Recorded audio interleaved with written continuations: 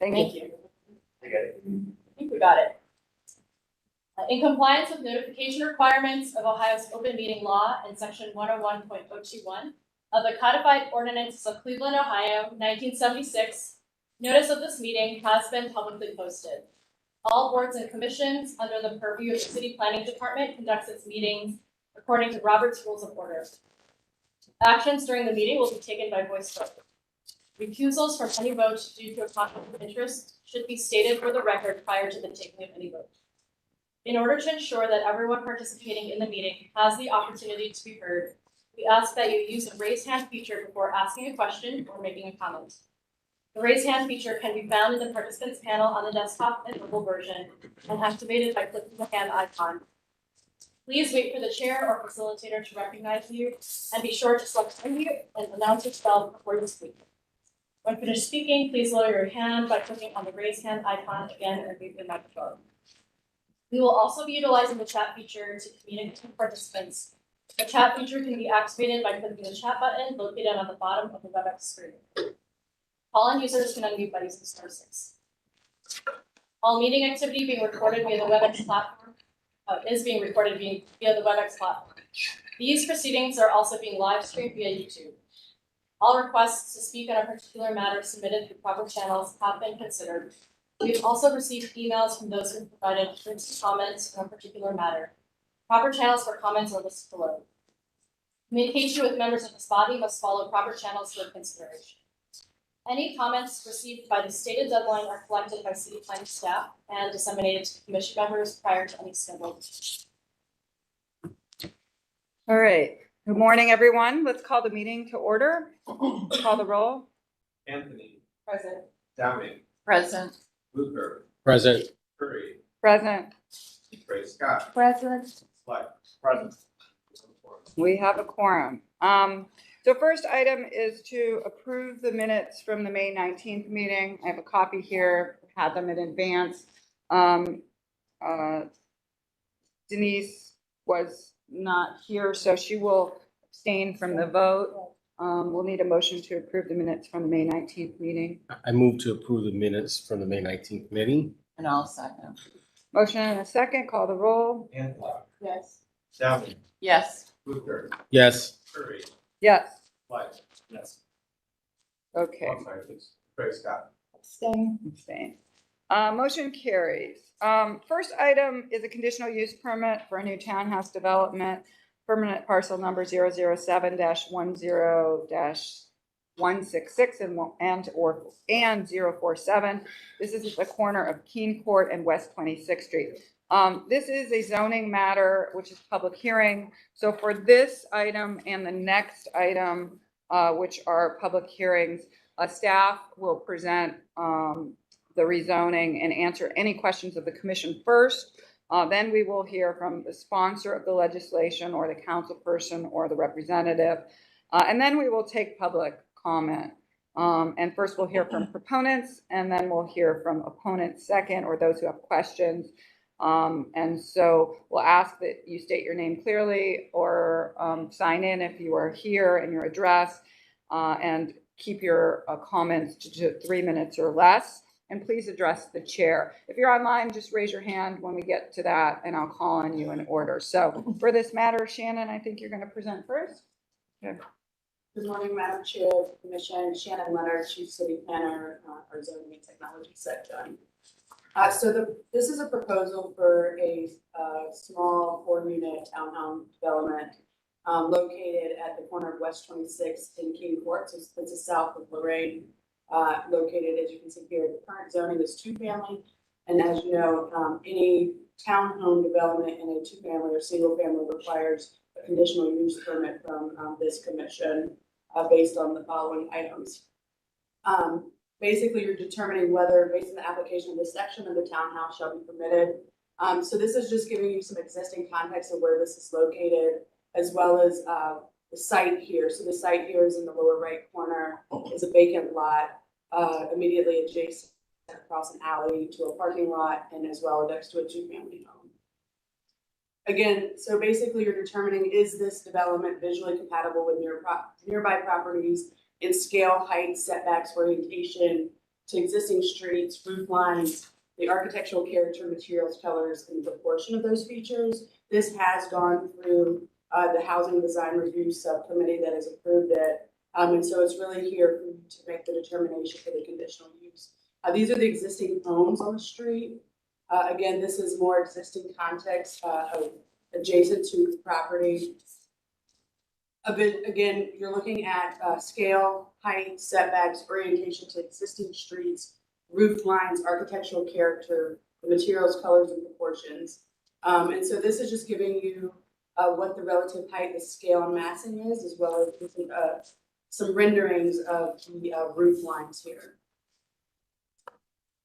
And then, is the site development layout arranged so as to create visual interest, promotes security and safety, safe, efficient, and comfortable pedestrian and vehicle circulation, and does it conserve natural features and provide usable common and private open space? And again, here's a site plan at the corner, at the alley. The alley is serving as the frontage, the primary frontage here, West 26th Street also.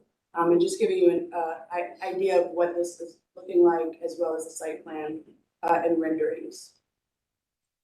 Again, just some more items here. This is how it looks, or how it is being proposed to look next to the two-family home to the west, or to the north, technically. I'm not sure how this got buried in there. The duplicate, this is so that's it. That's the conditional use permit. I apologize. It went straight into the applicant's presentation for you all.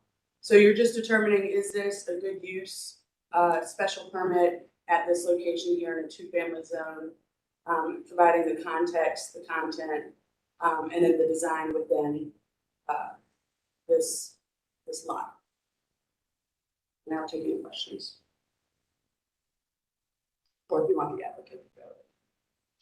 Walk through your Any presentation. technical questions for Shannon before we have the applicant say a few words? Anything? Okay, is there someone here to speak from the applicant or sponsor? It was AODK and Greg Ernst was the architect. Okay. He's here. Okay, I see a hand raised. So Greg, would you like to go ahead? Thank you, Madam Chair. My name is Greg Ernst. I'm Vice President, AODK Architecture. Everything that was said is pretty true to what the project is. Obviously, we're in a bit of an interesting location here, just with the parking lot to the north. It's almost a separation between what is remaining of the residential properties to the south, and then a very obviously commercialized properties to the north. So our north-facing facade along Keene Court was very much addressing the north side commercial. And then turn the corner, I have a small diagram on one of elevation diagrams showing how we tried to do fenestration that was similar to what the houses on the street are. Obviously, we don't have a slope roof, but just trying to show how we were trying to blend that elevation in. It's very thin for obvious reasons, about 23 feet along 26th. And right there in the upper left-hand corner, just showing what it would look like if we did wind up doing, a pitched roof, and how we mitigated that. But we do have the lower porch, which is welcoming on West 26th, and then just showed the fenestration. So I'm available for questions as well. Thank you. Thank you. Okay. First we're going to take anybody in the audience or online who'd like to speak in favor of this zoning change or this conditional use permit technically. I don't see anyone. Is there anyone who is opposed to the zoning change or would like to ask any questions about it technically? I don't see anyone here to speak to this matter, so we'll close the public portion, open it up to the commission for discussion or additional question.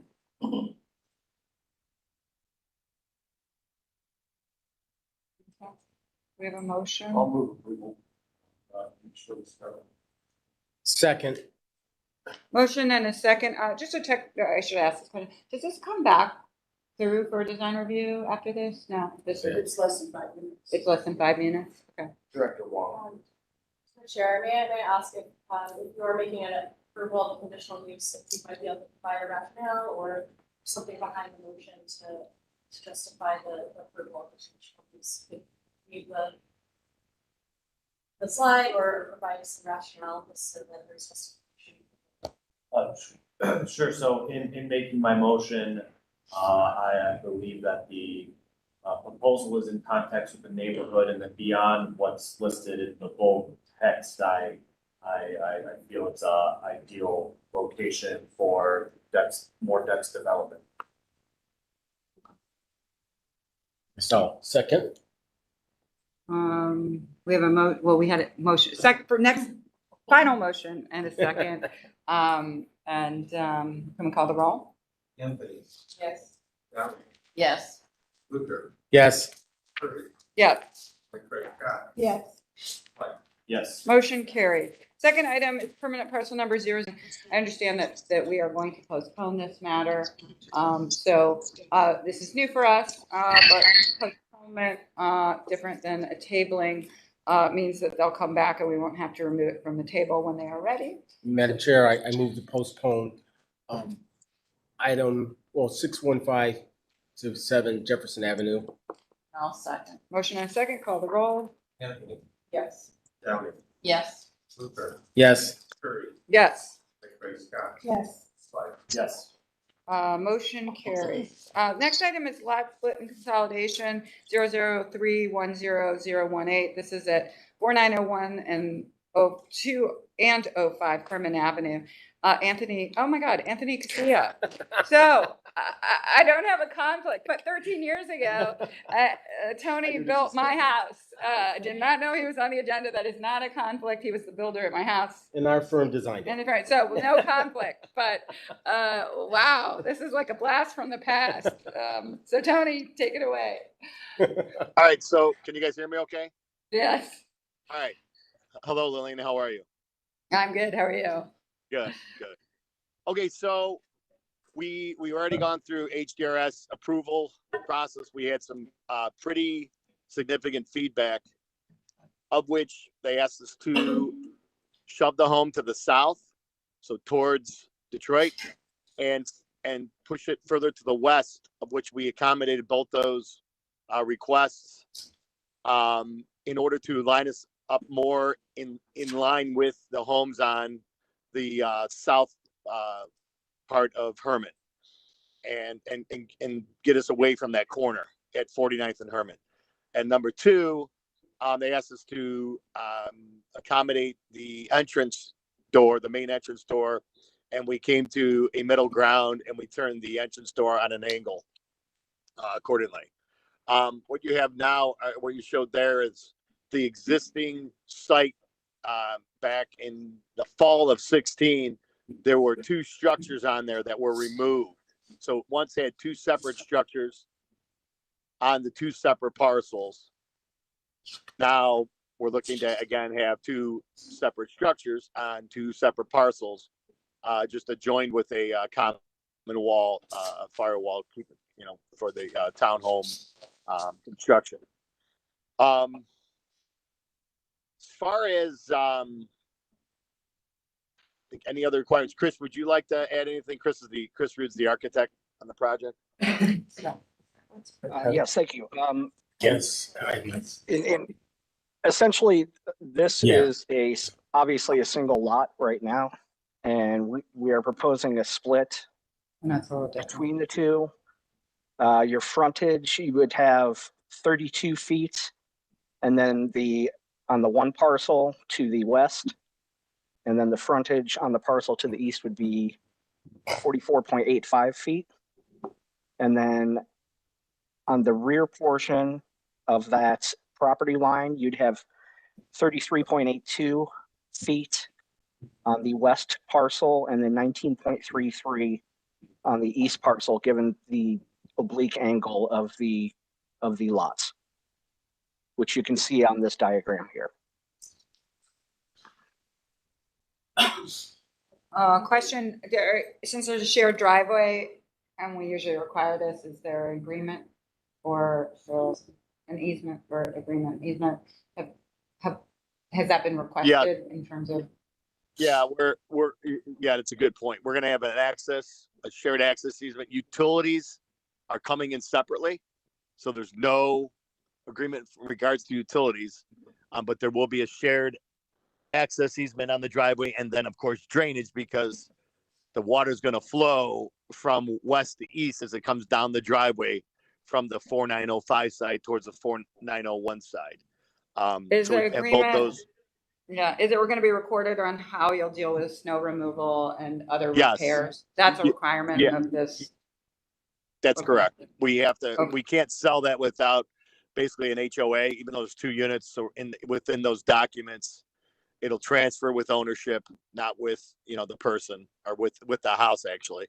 And that way Okay. everyone knows forever that that's how things are going to move forward or happen on those 2 sites. Okay. And Madam Chair, the staff, will this come back for design review?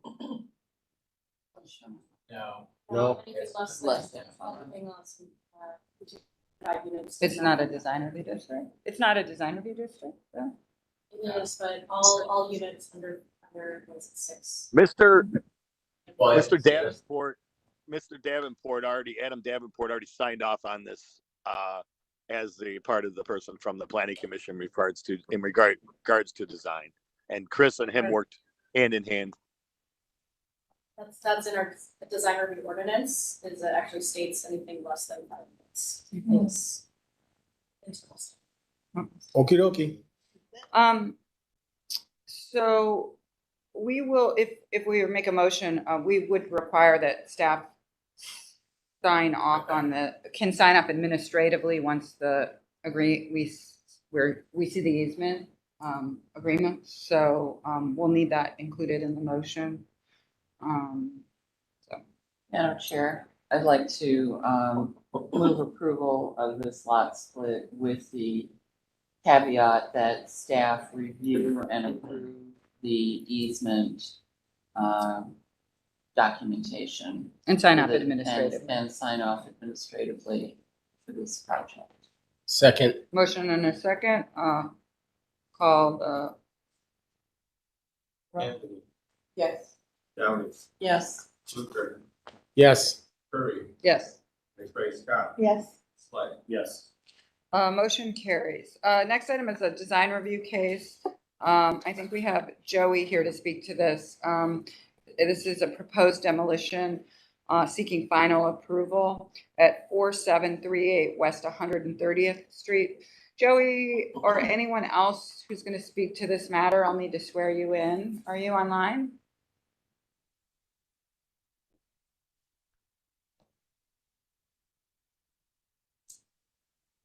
Someone here to present this matter at TMG? They give a quick intro.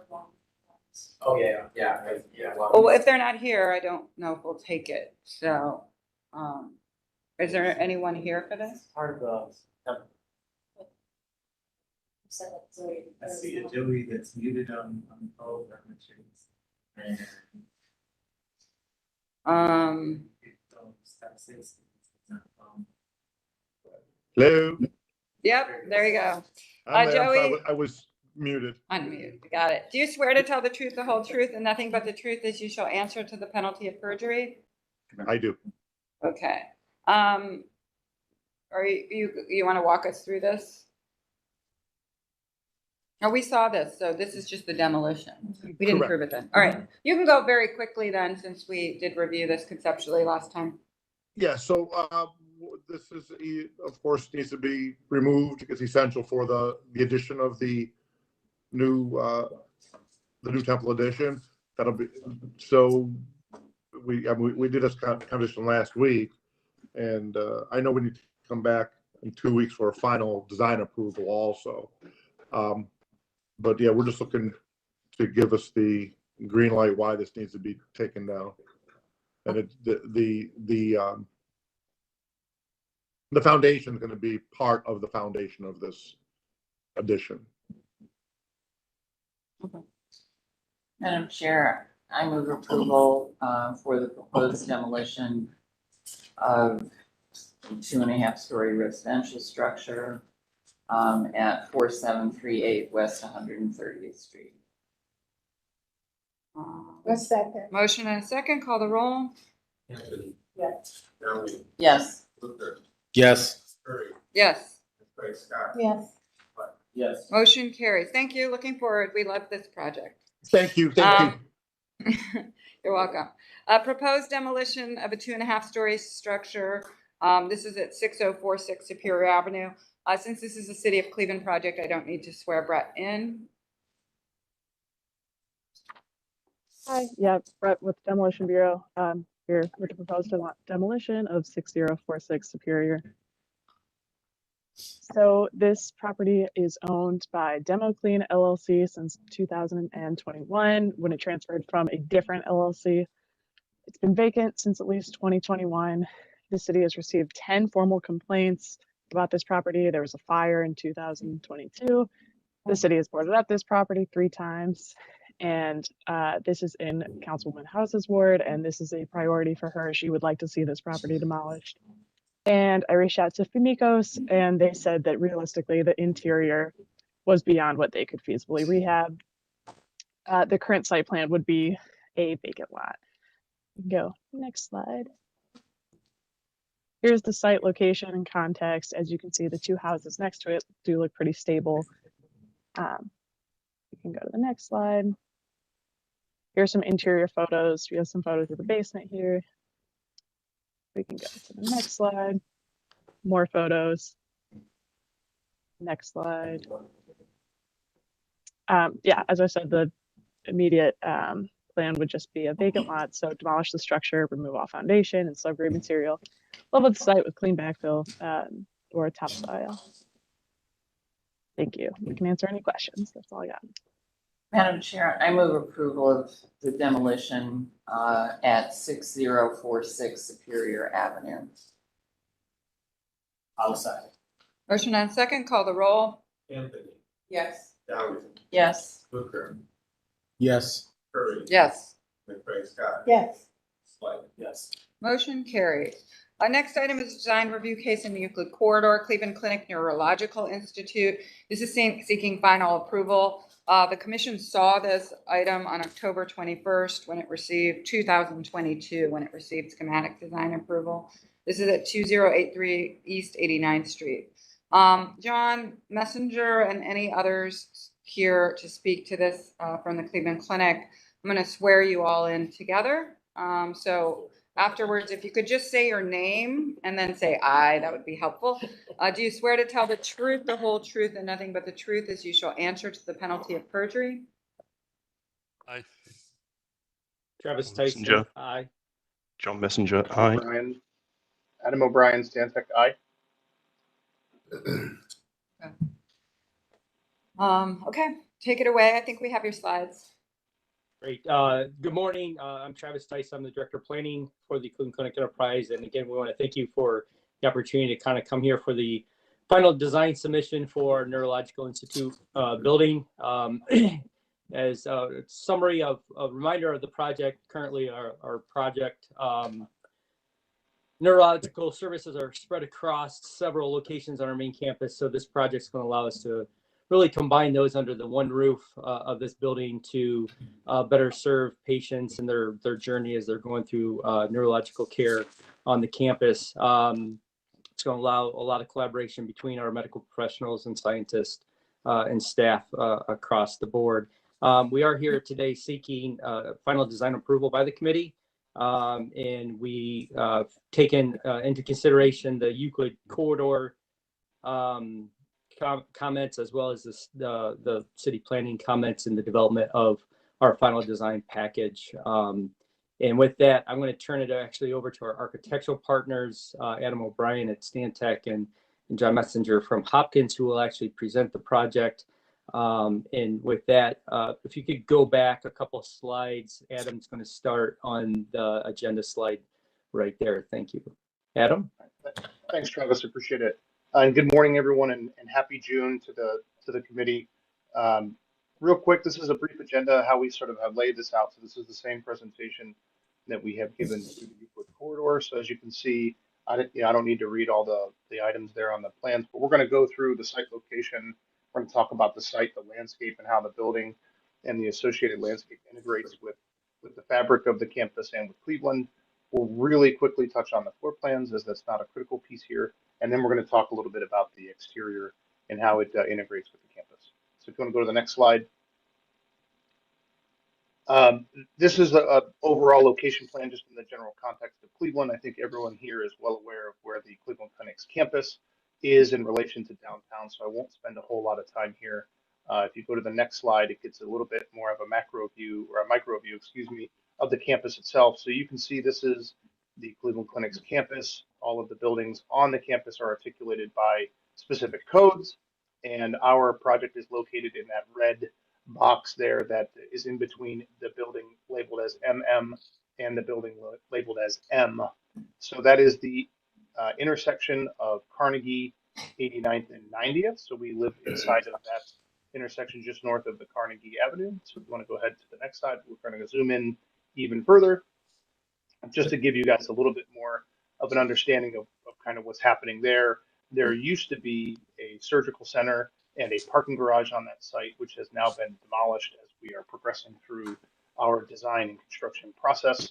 So that's kind of where we are now. An updated picture, if we had one from today, would show that we are somewhere between 15 and 20 feet down in our excavation into our foundations permit that we have already in hand. So if you go to our next slide. So John's going to touch a little bit about the proposed design, but this is an overall plan kind of integrating and showing how our process works. So John, if you want to kick us off here, we can go ahead and hand off the presentation. Thanks, Adam. Yeah, I'm John Messenger from Hopkins Architects, and we are the design architect for this project. Let's start off with a few key points to the development, talking to this site plan. The overall massing of the footprint of the building is 360 feet long by 240 feet deep. And I'll touch on how we've broken that large massing down a little bit further on. The building is 14 floors, including the service floors, and it's constrained by East 89th, East 90th, Carnegie Avenue to the south, and some existing infrastructure in the ground to the north. We have a canopy covered drop-off to the north of the site. This gets any potential traffic away from Carnegie Avenue. That's a 4-lane drop-off with 3 of the lanes under a canopy. We have a skyway on level 2 that connects to both MM Garage and the building M. The path going east-west through the green spine to the north will be reinstated and lined with trees and some seating areas. Areas of the landscape and tree planting at the interface with the existing sidewalks will integrate the site into the context, bringing color to the area, and is in keeping with other areas of the landscape in the campus, as well as providing a bit of a buffer. If you move on to the next slide. So this is the massing of the building, taking the view from the northwest. The building is 14 floors high, coming to a total height of 239 feet and has 1 basement. That's around the same height as the 218 feet of Glickman Tower, just down the road. We have a 100-foot line setback, or step back, if you like, at the 100-foot datum, which reduces the scale of the building to the surrounding streets and the impact of this massing onto Carnegie Avenue. Move on to the next slide. So there's been no real significant changes to the massing since the last time we presented this to you. This view again is from the northwest, showing the general functionality of the building and the way that the massing reflects the function of the building. On level 1, we have a public lobby, cafe, some conference area, and some clinical. We have a skyway link bridge at level 2, connecting the adjacent building on the east-west sides. Levels 2 to 5 are outpatient, level 6 is surgery, levels 8 to 11 will be inpatient, and other floors are shell and MEPT. The floor plate for the outpatient floor, the larger, lower floor, is some 89,000 square feet and 75,000 square feet for the upper inpatient floors where it steps back. Move on to the next slide. So moving on to the landscape overview. So you can see here, we show the vehicular drop-off to the north and the main address. We have an ambulance drop-off to the east of the site, a pedestrian secondary entrance to the south of Carnegie Avenue, giving it address to that side. The green spine to the north is being developed with trees and benches and as a public amenity. The current pathway running east-west has been located north to accommodate the drop-off, with trees and benches introduced and in that space as well. We will also have benches and landscape introduced to the south of the building. There's a landscape buffer with some 11 to 17 foot setback to the sidewalk. We will have views through the building, north, south, through the central area. It's very open and transparent, and you'll be able to see through to the green spine from Carnegie Avenue at that point. We're also providing shaded covered sidewalk through a 12-foot setback at level 2. That provides a degree of shelter to the public, and we'll go into detail on that a little bit later. Next slide, please. So this is the key areas plan. 4 main areas of interface of the building into the public realm: East 89th, East 90th, Carnegie Avenue, and the green spine. The landscape planting palette was developed with a focus on plants that are adaptable to the different growing conditions around the site. We consider conditions above and below ground, maintenance capabilities, desirable plant attributes, and how the plant planet would integrate into the language of the current Cleveland Clinic campus vegetation offerings. We'll now go through these areas in key detail. Next slide. So the first area on the north side of the building is the entry drop-off area. The north side of the building provides greater opportunities, green space, and is populated with raised planters along the building walk, between the building sidewalk and the entrance drive, you can see there. Planting selected provide connectivity to the building borders and give interesting areas of leaf color and flowering. Islands to the north of the entry around the drop-off lanes are populated with frontier elms and low-level hedges surrounded by ornamental grasses, which will encompass a stormwater drainage retention area, which is going into that space. Those elms are continued in the boulevard arrangement bordering pedestrian spine pathway north of the site, and they're selected for their adaptability and distinct color in the fall. The 4-lane drop-off area is for traffic circulation, so we have 2 lanes of valet separating 2 lanes of traditional drop-off to ease congestion in the area. 3 of the lanes of the drop-off are under canopy cover. You can also see there a return lane to East 90th, which will again ease traffic flow. Next slide, please. East 90th Street. This side is planted with some hedge king maples. The landscape in this area is somewhat limited because of the below ground infrastructure. So a little bit less, and we also have the ambulance drop off there on the east. This is non-emergency, though again, it reduces congestion to the main entrance. So we again there show some views prior to the demolition of the existing building on the existing conditions there on the right-hand side. Next slide. On the west side of the building, we're planting dwarf paperback maple trees that give a striking red fall color and distinctive bark. The pedestrian walkway around the building is bordered by a low-level inkberry hedge, a durable compact evergreen shrub, which is adaptable. Around the perimeter of the building, there's a 12-foot building setback, and that provides some shelter to the public and connects to the existing sidewalks. Again, some photos there on the right-hand side of the existing condition and the car park to that side, which will be retained. Next slide. Carnegie Avenue, where the palette is continued on the south side of the building. In the southeast portion of the streetscape, we have added also several boxwoods hedges and the raised planters, and this will provide additional seasonal interest and buffering for the infusion patient rooms along that side of the building. We will be replacing the 6 existing trees on Carnegie with paper bark maple and introducing an additional line along the same south side that coordinates with the building grid. So there'll be additional trees going into that space as well. We have a pedestrian secondary entrance of Carnegie in the center of the building. So we are providing an address onto Carnegie and not turning our back onto that road. There will be views through the building, as I said before, all the way through to the green spine. You'll be able to see the green spine through the building at that entrance point. Move on to the site lighting. Next slide, please. I think Adam's just going to touch on this one for me. Yeah, absolutely. So one of the things that I want to start with this is there's a lot of dots and rectangles here. So I'm going to focus on the top of the graphic and work our way down.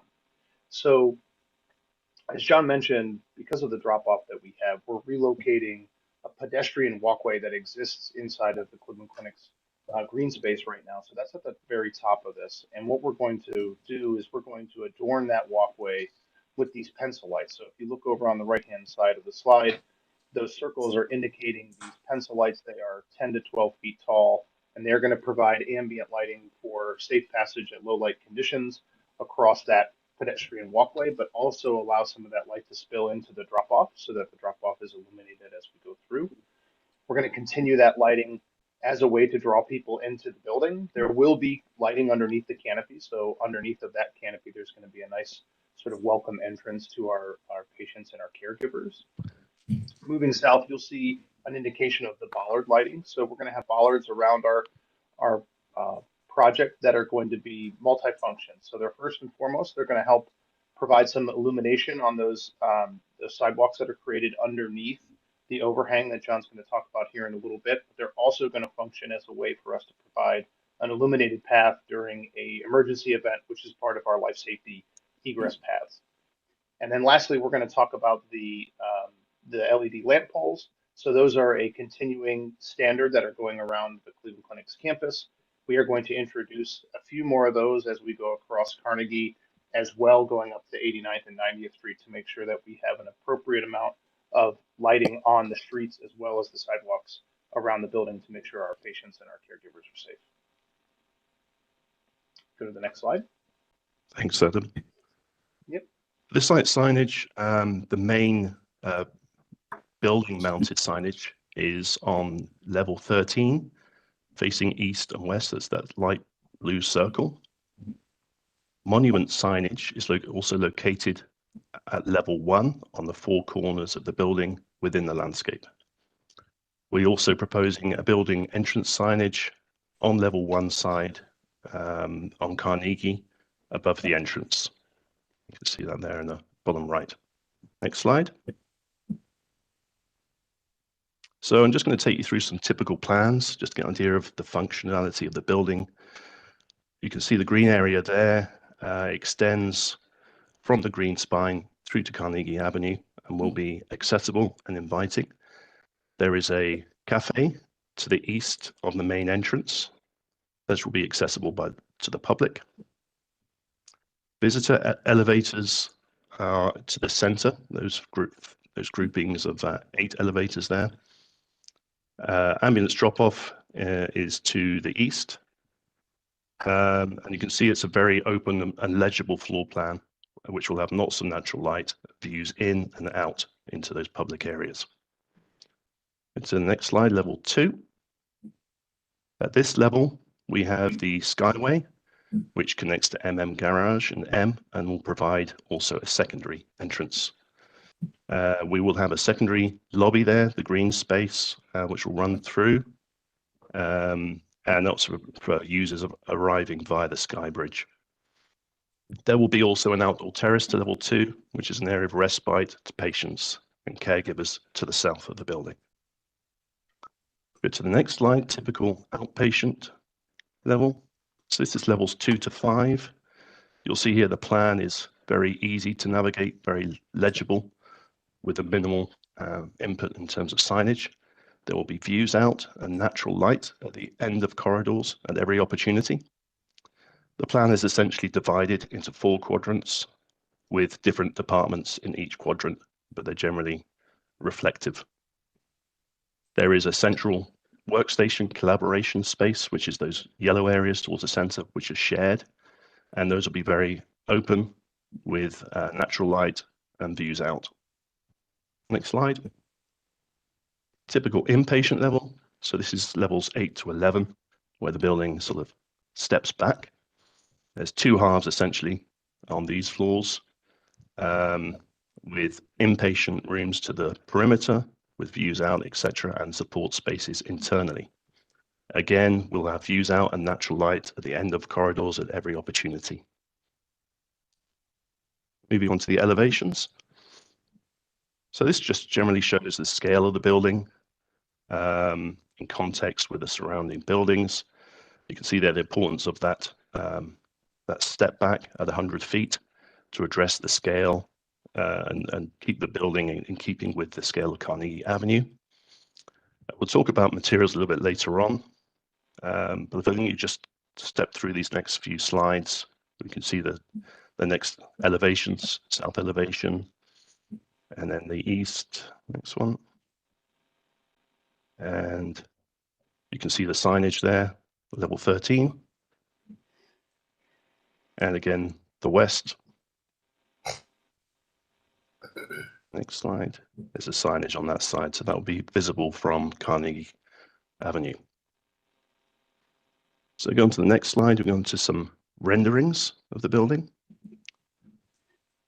So you can see here the color of the building is a warm metallic palette, sort of a it's sort of champagne silver type.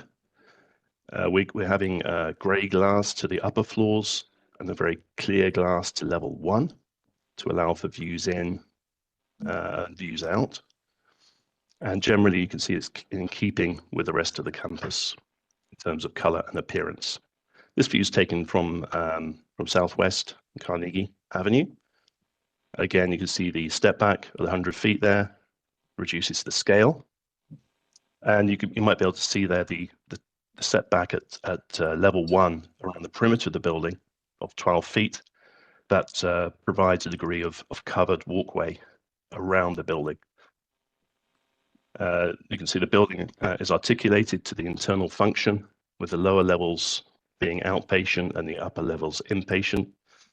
And the break in between is an MEP floor, which will again reduce the scale of the building.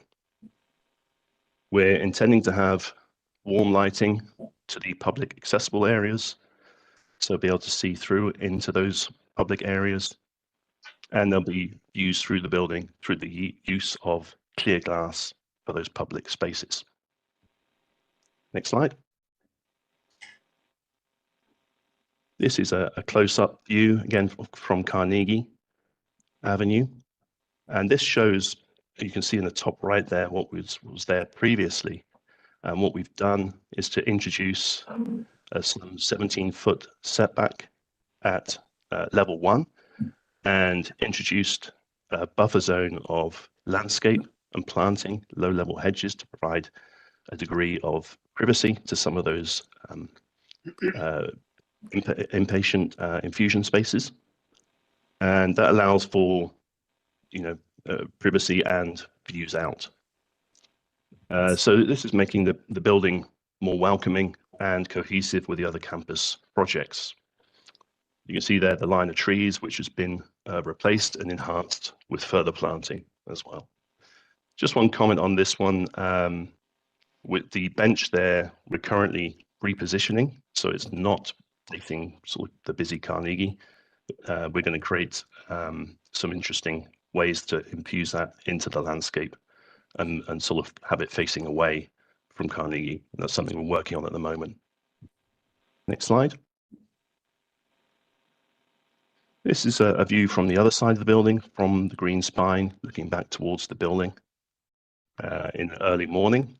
This shows the main drop-off area, the Skyway Bridge connecting east-west, and the new areas of planting, which will be introduced to the green spine.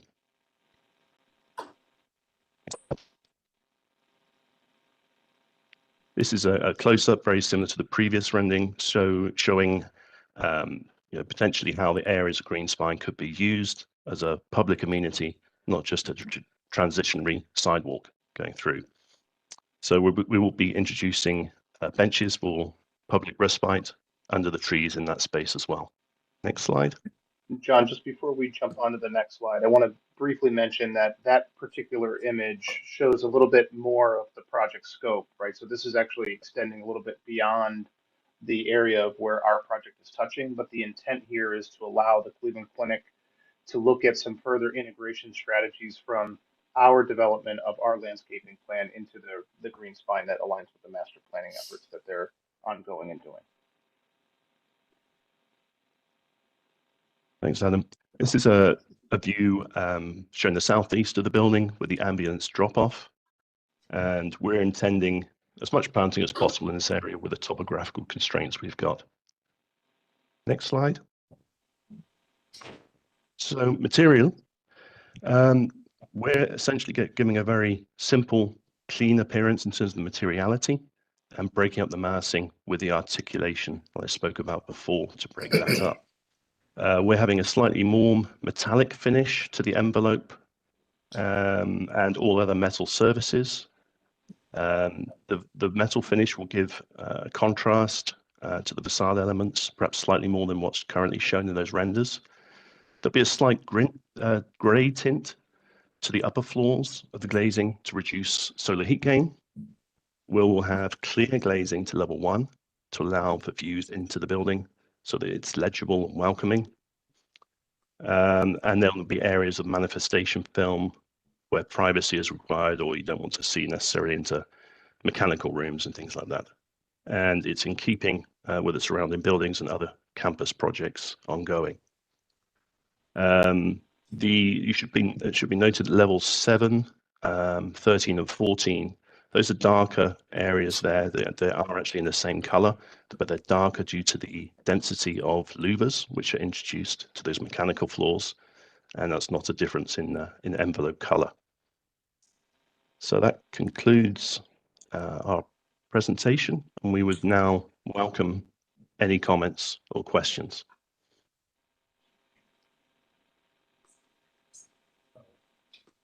Commission members? Yeah, Madam Chair, to the applicant, when you all were here the first time, Madam Chair asked that you look at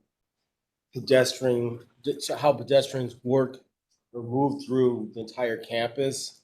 Although I give you credit for trying to attempt to create some spaces that people might utilize, I don't think you've learned from history. If you go and look at the medical school or the dental school or a couple other buildings that have been recently built, those spaces that are created outside those buildings aren't really good passive spaces, so therefore people don't use them.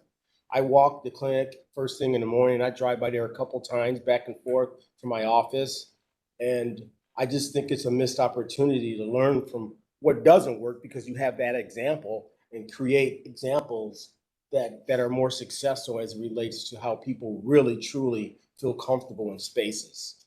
The benches on Carnegie, although again, I applaud you, I would not want to sit on Carnegie. It's a nice respite, I suppose, but I don't think it's a comfortable space that pedestrians would use. Thank you. Thank you. Yep. Commission members, any other comments or questions? We also have a second project. There's something in between from the clinic, so that also has we had some comments, but Director, do you have? Okay. I mean, I think I'll add comments that they did shift the building north in order to accommodate a greater setback for that public realm. And you'll see in this presentation and the next, the introduction of more low to mid level plantings that are more human scale. I think currently right now on their campus, it's primarily larger trees that make it feel more institutional. And as they shared in this presentation, the introduction of the low to mid landscape will help create a more human scale environment. Madam Chair, I'd like to move approval for the Cleveland Clinic Neurological Institute new construction. And this would be for final approval. A second. We have a motion and a second. Any additional comments? Call the roll. Anthony, Yes. Dowd, Yes. Luther, No. Curry, Yes. McCray, Scott. Yes. Slice, yes. Motion carries. Just a note there, because I think it will come up on the next one and to the commission member Luker's comment, because it's not particular to this, but I do think the commission is looking probably for, generally from the clinic, if possible, to kind of come back with this idea of what is the overall strategy for the overall campus from, you know, how you're really going to rethink some of the ground floor uses in total, not project by project, but what are the opportunities to pull some of the activity outside, to think about how people will use the campus as a whole, as a place, not on a building by building basis. So I didn't want to say that relative to this because it's a kind of piecemeal problem that as it adds up, isn't adding up to the kind of place that I think where people do feel comfortable or come for other reasons besides just to come in a building or not. So would encourage the clinic to come back sometime with that, which I know you're thinking about, which is the cross section of the entire campus around the first floor uses and the activities and the potential opportunities over time to kind of rethink the ground plane, if you will, both interior and exterior where possible. So that's my comment. The next item is the proposed demolition of a 2.5-story structure seeking final approval. This is at 13805 Union Avenue. George Carpentaris, hopefully I said that right. I'm going to swear you in. Do you swear to tell the truth, the whole truth, and nothing but the truth, that you shall answer to the penalty of perjury? Hello, can you hear me? Yep. Just say aye. Aye. Okay. Look forward to the presentation. Do I have to share my screen? Yes. No, Sorry. it's up. It's up for you. Go ahead. Okay, cool. Yeah, so I'm the contractor. My name is George Carpentaris. I'm with Demotrax LLC, and we have been contracted to demolish this house. On this slide, it just shows the map and where the home is located. Right on Union. This is a post plan.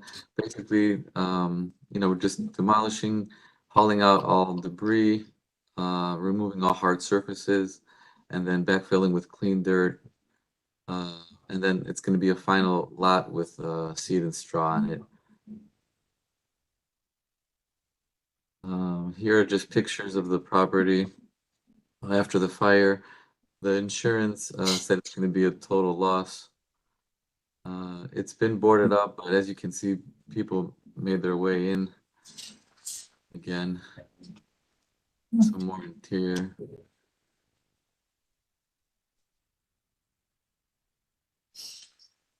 You need more? More interior. All right, we have a motion and a second. I think we've seen enough. Can we call the Yeah, roll? I was gonna say, there's not much Reminding to you say there. Okay. Wash and driver's ed and high school. Yeah. Go ahead. Anthony, Yes. Dowd, Yes. Luther, Yes. Curry, Yes. McCray, Scott. Yes. Clinic is Yes. back. Motion carries. All right, back to the clinic. Sorry, we had a little break there. Thank you This so is the, thank you. Civic Innovation District seeking final approval. This is at the northwest corner of East 100 Street and Cedar Avenue. We have different presenters, so I'm gonna swear everybody back in, even if you were in the last one, just to be sure. And I would say that we saw this on February 17th, 2023 for schematic design approval, which had conditions, and those conditions were to incorporate the design review comments, Remind the applicant to be more intentional about reaching out to the surrounding community, urging the applicant to create outdoor spaces that are engaging with folks who work there and travel through the campus. So I'd ask that you address those in your presentation, how you have thought about those. And then anyone to speak, do you swear to tell the truth, the whole truth, and nothing but the truth as you shall answer to the penalty of perjury? Travis Tyson, aye. Dallas Felder, aye. Jamie Schwartzberg, aye. Dave Burlekamp, aye. Okay, take it away. Thank you again to the committee.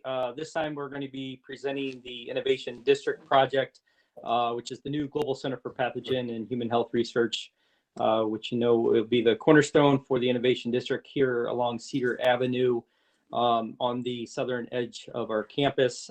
Part of this development, as we've developed the project, we've been working closely with FRDC and the Fairfax community, taking in some comments from them, as well as continue to pick up the comments from the city planning, as well as the Euclid Corridor committees in development of this final design submission that we're seeking today.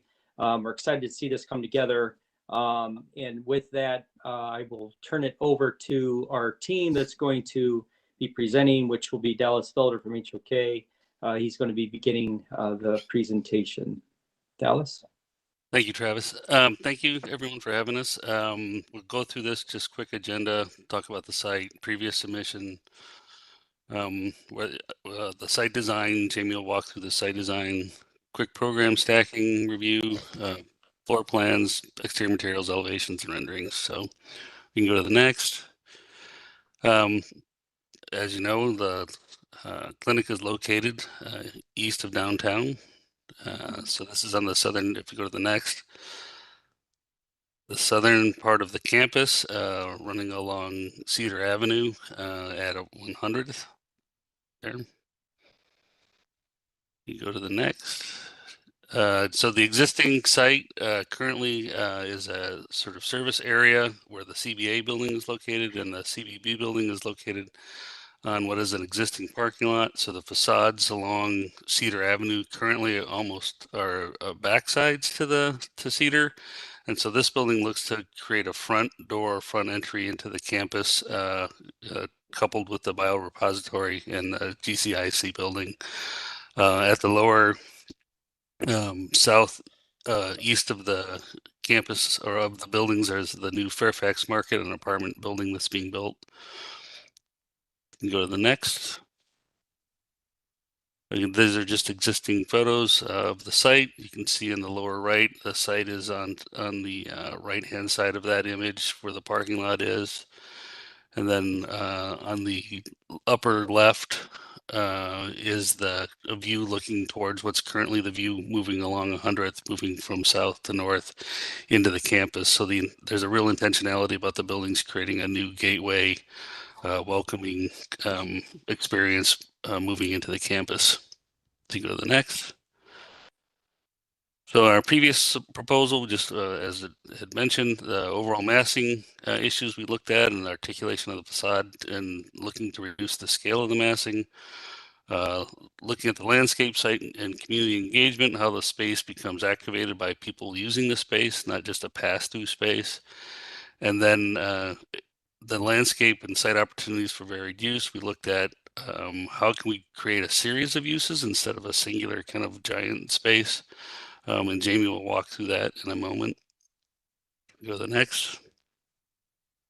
So just looking at the previous proposal, the red dashed line represents the section through the previous proposal. We looked at how we could be more efficient in our planning, reducing the building by a level, and then looked at stepping back the mechanical so that the building's face is similar to the GCIC building, and then the new building, the remainder of the building is in similar scale to the Meyer mixed-use building. So we looked at, there's a serious reduction in height to really get this building to be at scale with the rest of the buildings on Cedar Avenue.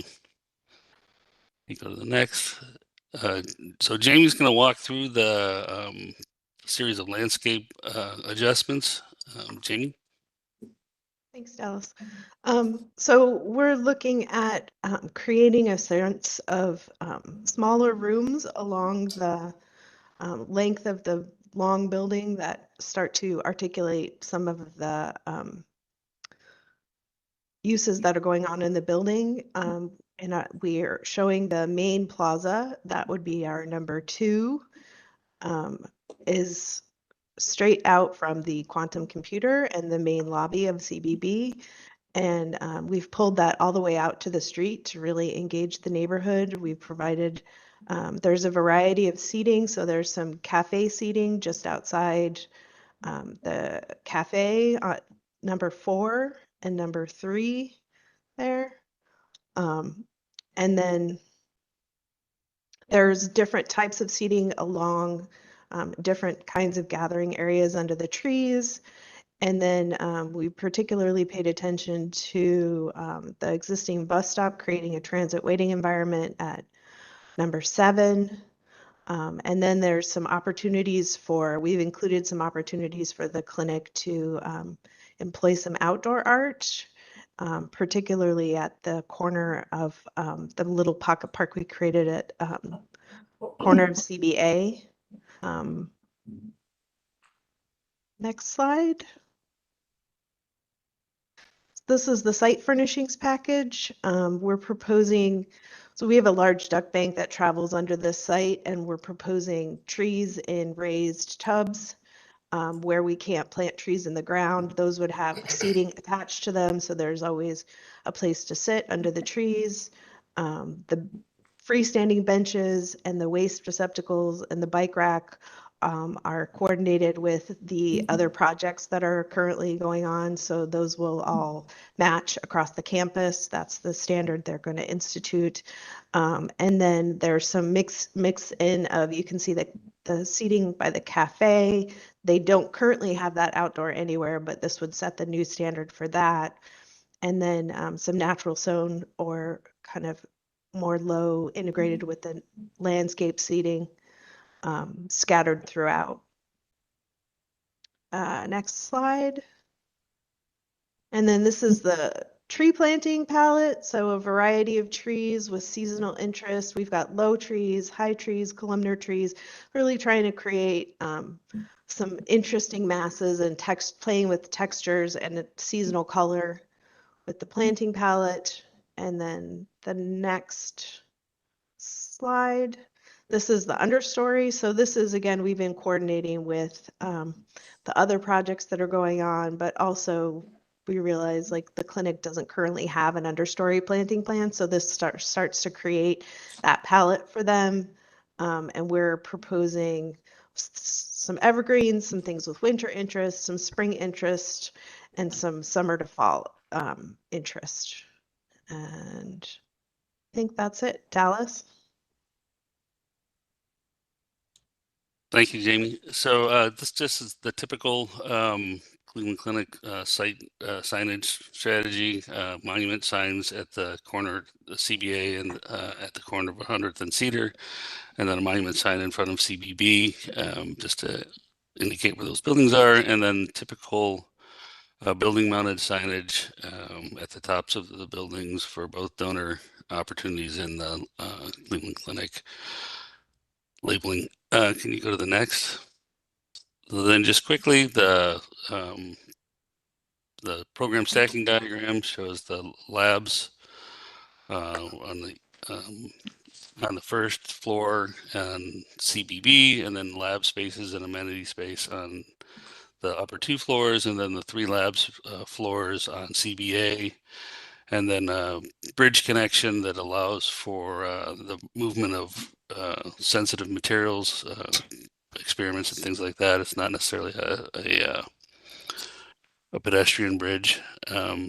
Moving to the next, just to look at the typical floor plan. So you see we've pushed the cafe space to the face, creating a public entry into the cafe as well as from inside the lobby space. The quantum computer is a feature element that occupies that sort of lobby, more public space, and the same thing with the classroom space. And then that whole area of the building sort of flows out, as Jamie mentioned, onto that public plaza. And then on the first level of CBA is service and mechanical uses. So you go to the next.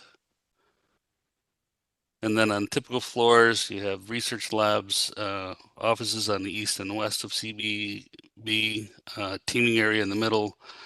The idea of creating as much transparency into the building on the south elevation as possible so that seeing into the labs and the research while creating the sort of bookends with the officing on the east and west ends. And then typical lab floors, research floors on CBA. Then you go to the next, just the material palette. Similar to the other project, a pre-finished metal panel with it's a sort of a champagne, more warmer bronze, champagne silver color. Transparent glazing, the intent of being able to see into the building and see the researchers and people moving around and activity to activate that facade. And then on the lower part of it, there's a fret glazing just to diffuse some of the light that's coming into that space. Then you go to the next. The long elevations, you can start to see the building in CBA in context with the adjacent end building. And then CBB starts to step down in its massing. We've also introduced sort of these frame elements to reduce the visual massing of the building or break up the length of the building, the visual length of the building. And then the next street section, so looking north or looking east on CBA or CBB elevation, where the offices are, reducing the amount of glazing, creating this kind of, or re-emphasizing the massing portal view, window views. If you go to the next. So this is the view coming from the neighborhood on 101st. The transparency at the ground level is really important and moving, very clear, transparent glazing at the entry and the lobby space. Being able to see into the building, and then in the upper spaces, being able to see into the lab spaces, so you'll see the depth of the building. You won't just see to the depth of an office. So the idea is to have a very sort of visually deep opportunity as you're walking from the neighborhood, just to kind of engage the neighborhood, but also the building, the transparency of the building makes it more active, more visually active. You go to the next. And then just the view looking up 100th, looking into the corner, you're seeing into the building, being able to see into the lab spaces, being able to see, and then at the ground level, really activating that ground level as public space or green space. You go to the next.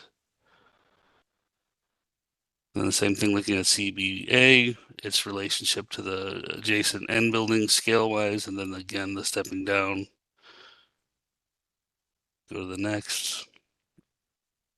And then the public plaza space that we feel is a vast improvement of creating a space that people will occupy, and that allows you to sort of flow into the building, but also allows a little bit of respite from Cedar Avenue, or set back enough from Cedar Avenue, which has been the intention of setting the building back. And then on the right there where the seating area is that Jamie had mentioned, that's sort of entry into the cafe space, so that people not only in the building but in the neighborhood can come, grab lunch and sit in this space, occupy this space, to, activate the ground level. You go to the next. And just an evening view of the intentionality of the building, sort of illuminating the site and trying to stay away from uplighting the building or introducing light pollution, so that the building itself sort of illuminates in the very transparent ground level. We see future opportunities for art integration into the transparency of the ground level. And then the next. And then the final view is just on CBA at the ground level. Again, we address the corner with a transparency for future art projects. And then on CBB, again, you can see how the building sort of illuminates at the ground level, and then the upper levels start to become, visually active based on its use. But this building is used pretty much 24 hours with people doing research at all different times. So it becomes this kind of beacon or this illuminated object along Cedar Avenue. And just one thing to add, if we can go back to that last slide for a moment. Yeah. One thing to add, just in the foreground off on the left, in our what we call CBA building, one of the things that we heard when we met with the community was the importance of bringing on local diverse artists, and even more so just being able to tell some of the community story of Fairfax. So we are planning the site specifically to be able to house a number of different types of public art, of various scales. So we don't have any specific commissions in mind, but the Cleveland Clinic Art team will be working to commission pieces and bring on artists to help fill in that site, and also just similar to what we did with the biorepository, use that art as a way to connect with the community. So that may be kind of standalone artwork, but it also, we are looking at doing things similar to what we did within the building at the biorepository, where we have some active color panels, or color panels inside of the building to help activate the facade. So similar strategies on areas like in the bottom left corner. We will be looking at having some either artwork or um, visual installations that can help activate that facade at a ground level. And then additionally, just to kind of address one of the comments made in between the two projects, as part of that listening session we did with the community, we are surveying, we have been surveying for some interest, what level of interest we have across campus from a retail perspective of what would be interest for the community. So that is an active initiative that we're looking at, that I do just wanted to make mention of, that we are developing that strategy as well. Okay, thank you very much. I think the director would like to make a few comments before we open it up for the commission. So. Sure, thank you to the chair. As you can tell, there was a great reduction in terms of the massing. So they reduced it by a whole level to bring it to more the scale of the other buildings around, and change the facade to break up the horizontal nature of the building. And as you heard from Mr. Burleycamp, they did go to the Fairfax community meeting to have a personal listening session to understand how the community might interact with the plaza space, and to understand the retail and public art components. So I do commend the architecture team in making the building much more efficient in order to reduce the mass. I also will share that part of their strategy is to create this family of landscape as well as seating amenities to be able to begin to create a language across the campus. I do want to reiterate the chair's comments from the former case where, really seeing the overall strategy of how people walk across campus, what the flow of circulation is, as well as that retail strategy, which you referred to, would be really helpful from a bird's eye view to understand how everything fits together. With that, though, I think that the facade and the architecture and the building mass is greatly improved.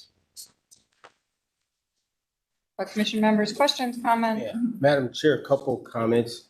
I want to commend Ms. Schwartzberg for being very intentional about the public realm.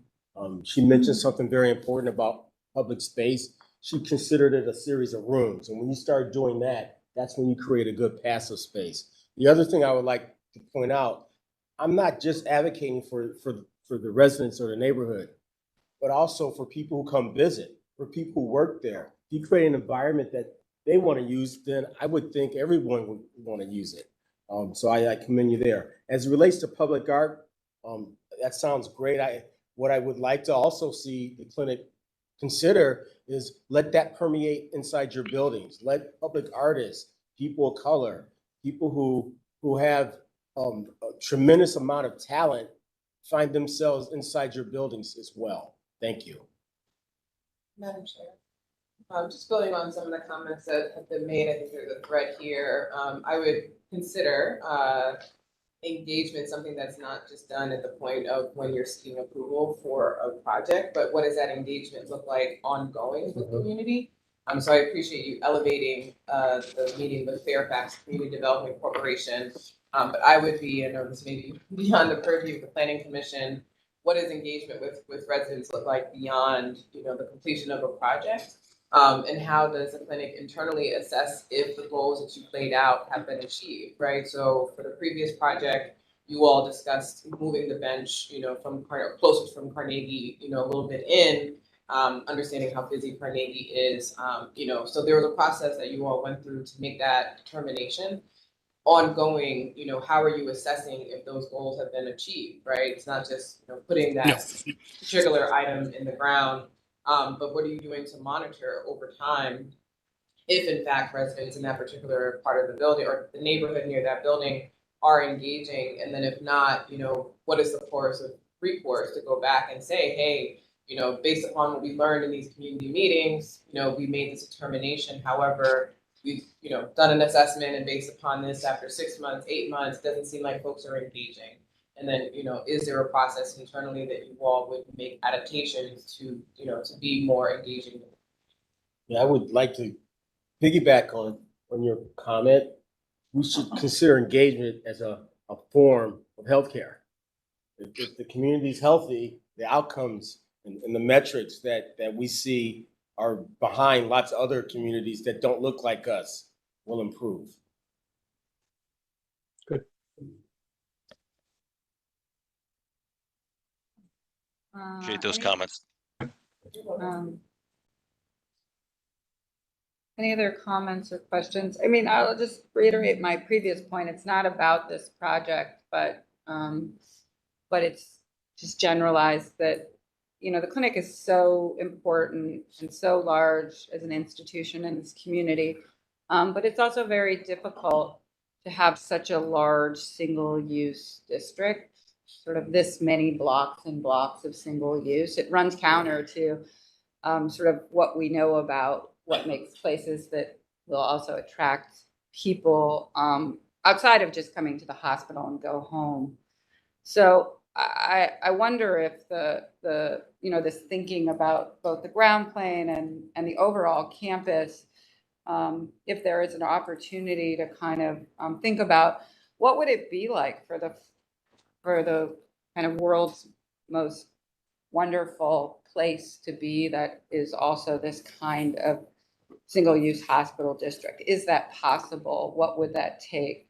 How would you really think about the master plan or the ground plane to achieve something as incredible and world-class as the Cleveland Clinic in terms of what it kind of place it is in the city? And I don't have the answer because it's a very difficult question, because we know that kind of multiple messy uses is what creates life and attracts people. It's not just the landscape. People don't just come for the landscape. So it's a difficult question. I don't have the answer. I'm just a bit of a challenge to think about, because I think the clinic raises the bar of, for the city in terms of job creation, international growth, all those things that I think if there was ever an institution who could tackle this big question of is it possible to create a world-class place for people outside of just coming to the hospital, I think it is possible. So that's my commentary. It's not.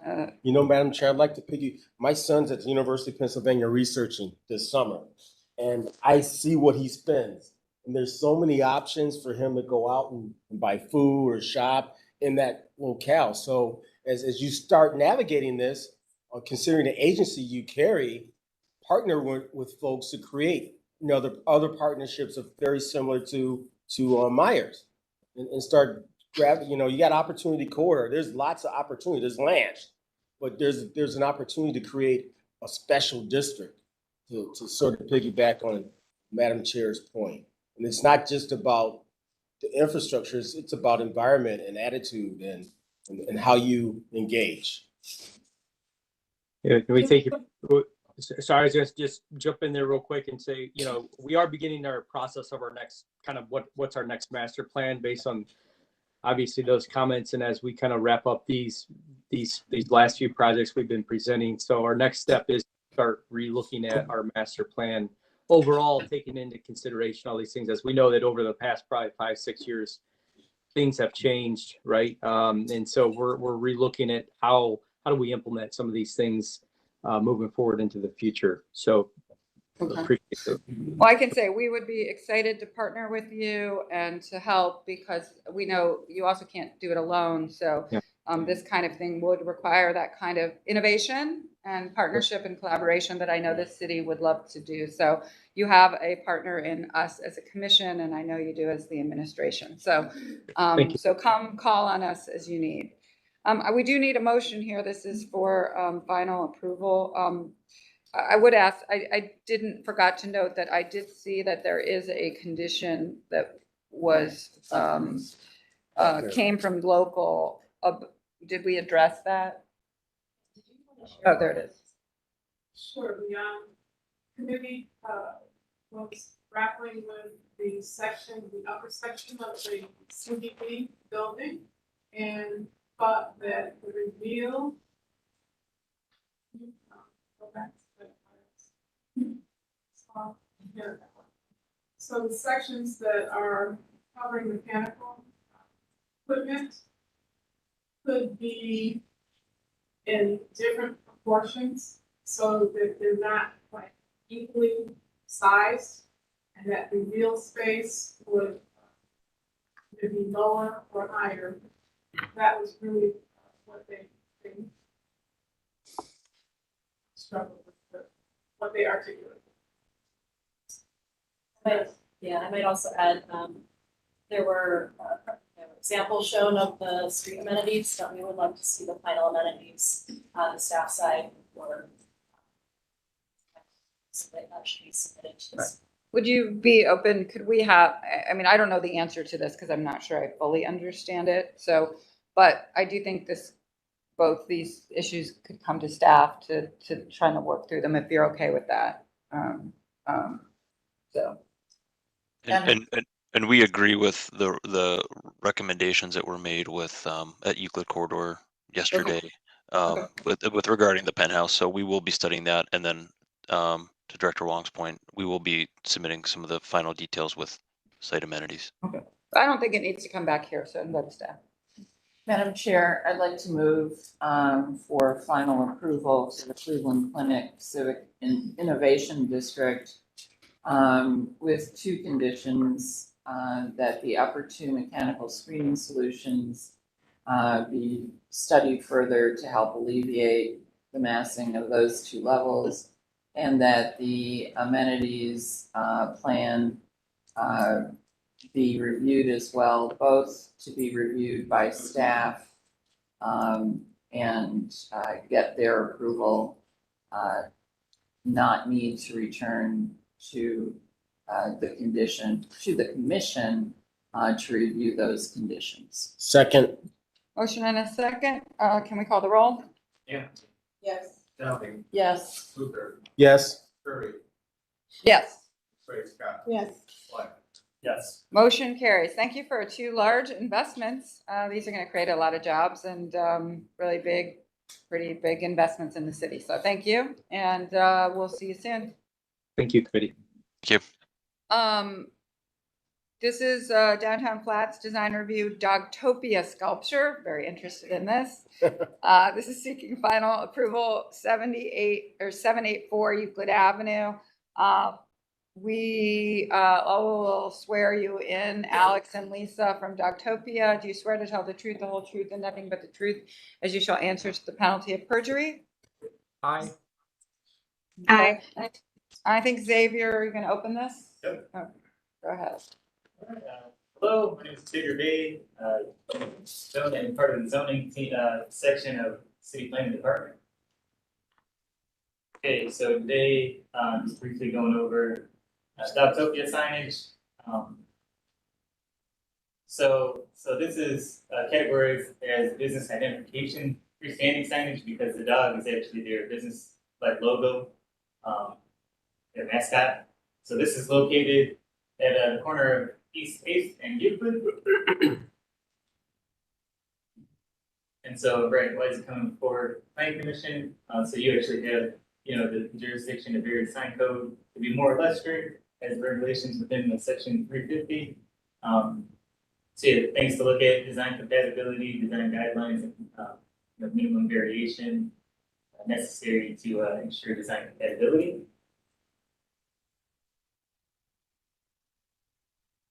little bit of a delay there because of the signal, but yeah. So proposed signage. So you're only permitted about 50 square feet of business identification freestanding signage on your lot, or for your, or at least for your business. And so they're going to need a variance for exceeding that amount. So pretty much their square footage for this 3D dog sign is about 113.9 square feet. So they're going to need the variance for the 63.9 square feet that they're going over. So yeah, there goes, you can see the measurements there. The dog is about 10 feet high. I don't know if I call this sign. I don't know why we're measuring it. And 6 feet and 7. Did you subtract the year? Did you subtract the year? Put it, Shannon. No, there's one or less in square footage. Go ahead. So yeah, so that's pretty much that's about it really. And then these next slides kind of show, you know, some of the things that you want to consider. You know, does this result in signage that is better suited for the design of the property or property? Does it result in signage? Oh, it's floppy. It's there. Oh, it still exists. Public CPC screen. But you're Oh. It's a big structure. I love it. I like it. People will gather. But yeah, pretty much, you know, yeah, just looking at are these variances, the minimum necessary conclusion. This is gonna be on Euclid. Kind of like.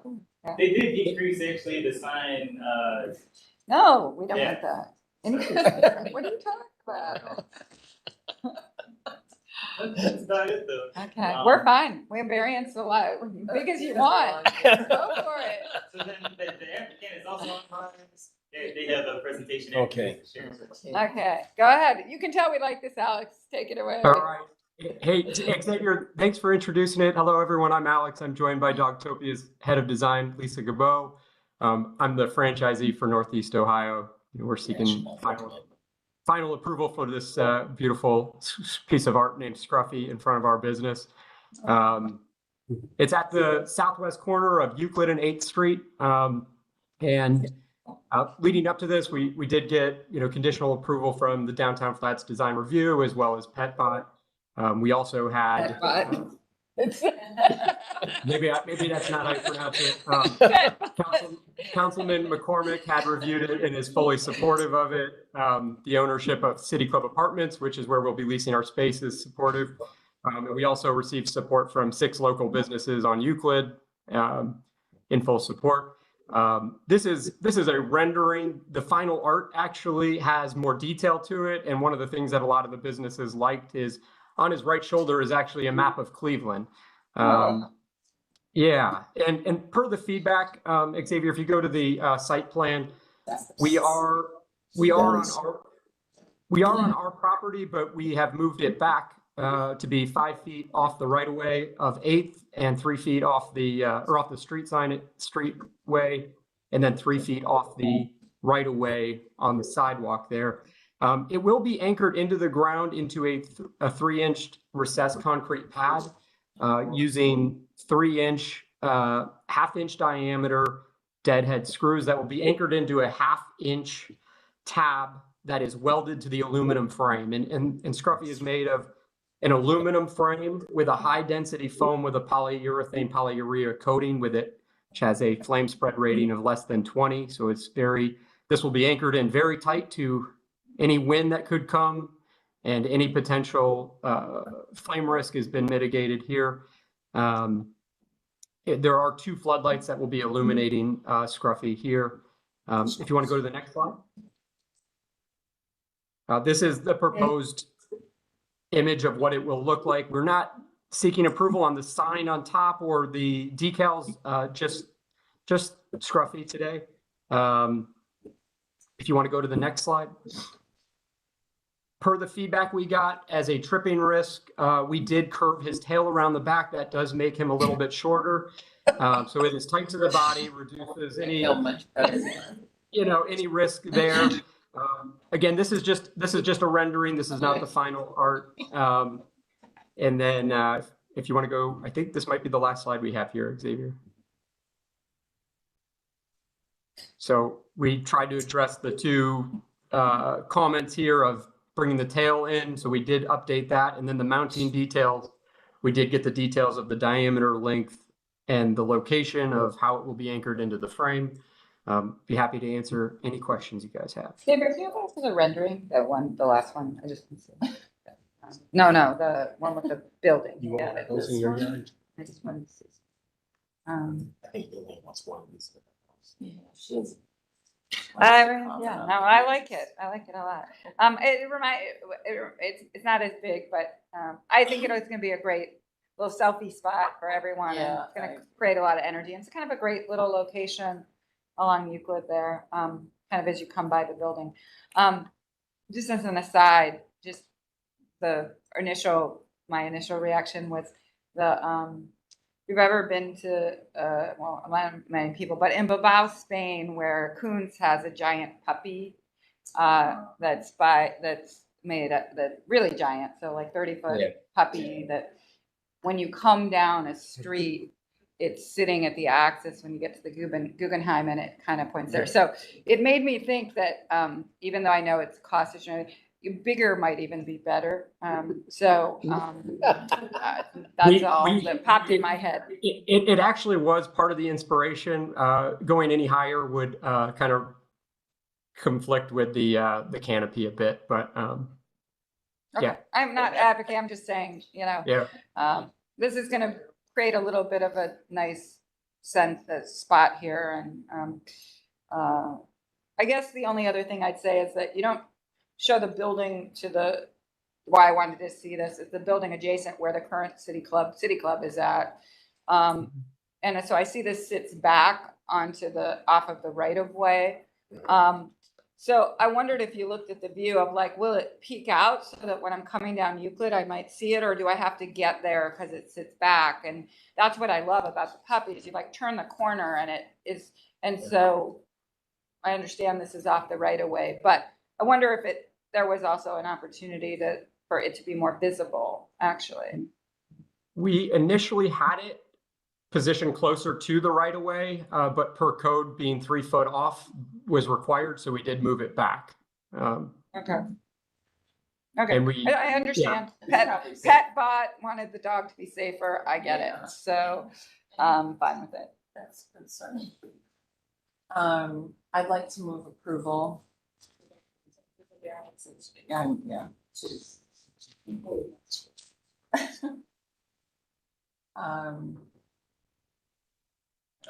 the chair, it's on It's on the screen. Oh, it's on the screen now.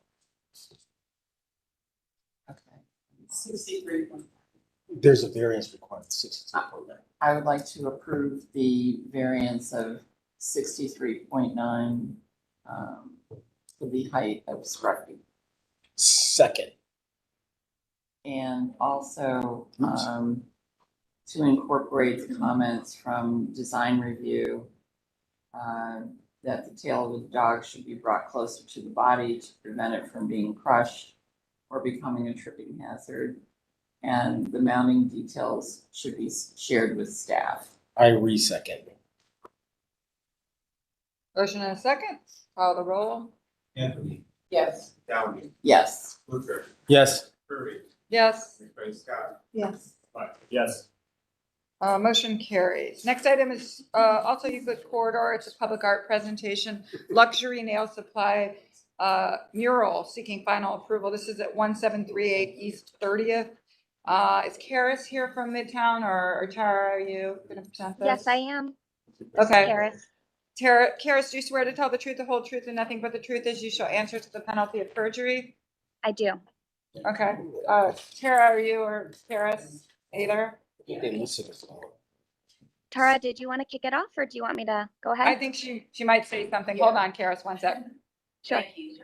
I just want to express support for this project. I want to commend Midtown Cleveland for being so intentional in the Asiatown community and Midtown in general with commissioning female artists in such a male-dominated field. And on this particular project, I just want to say that I think it's important that not only the culture be reflected in public art around Asian Town, but also in people. And so I'm especially excited about this particular mural.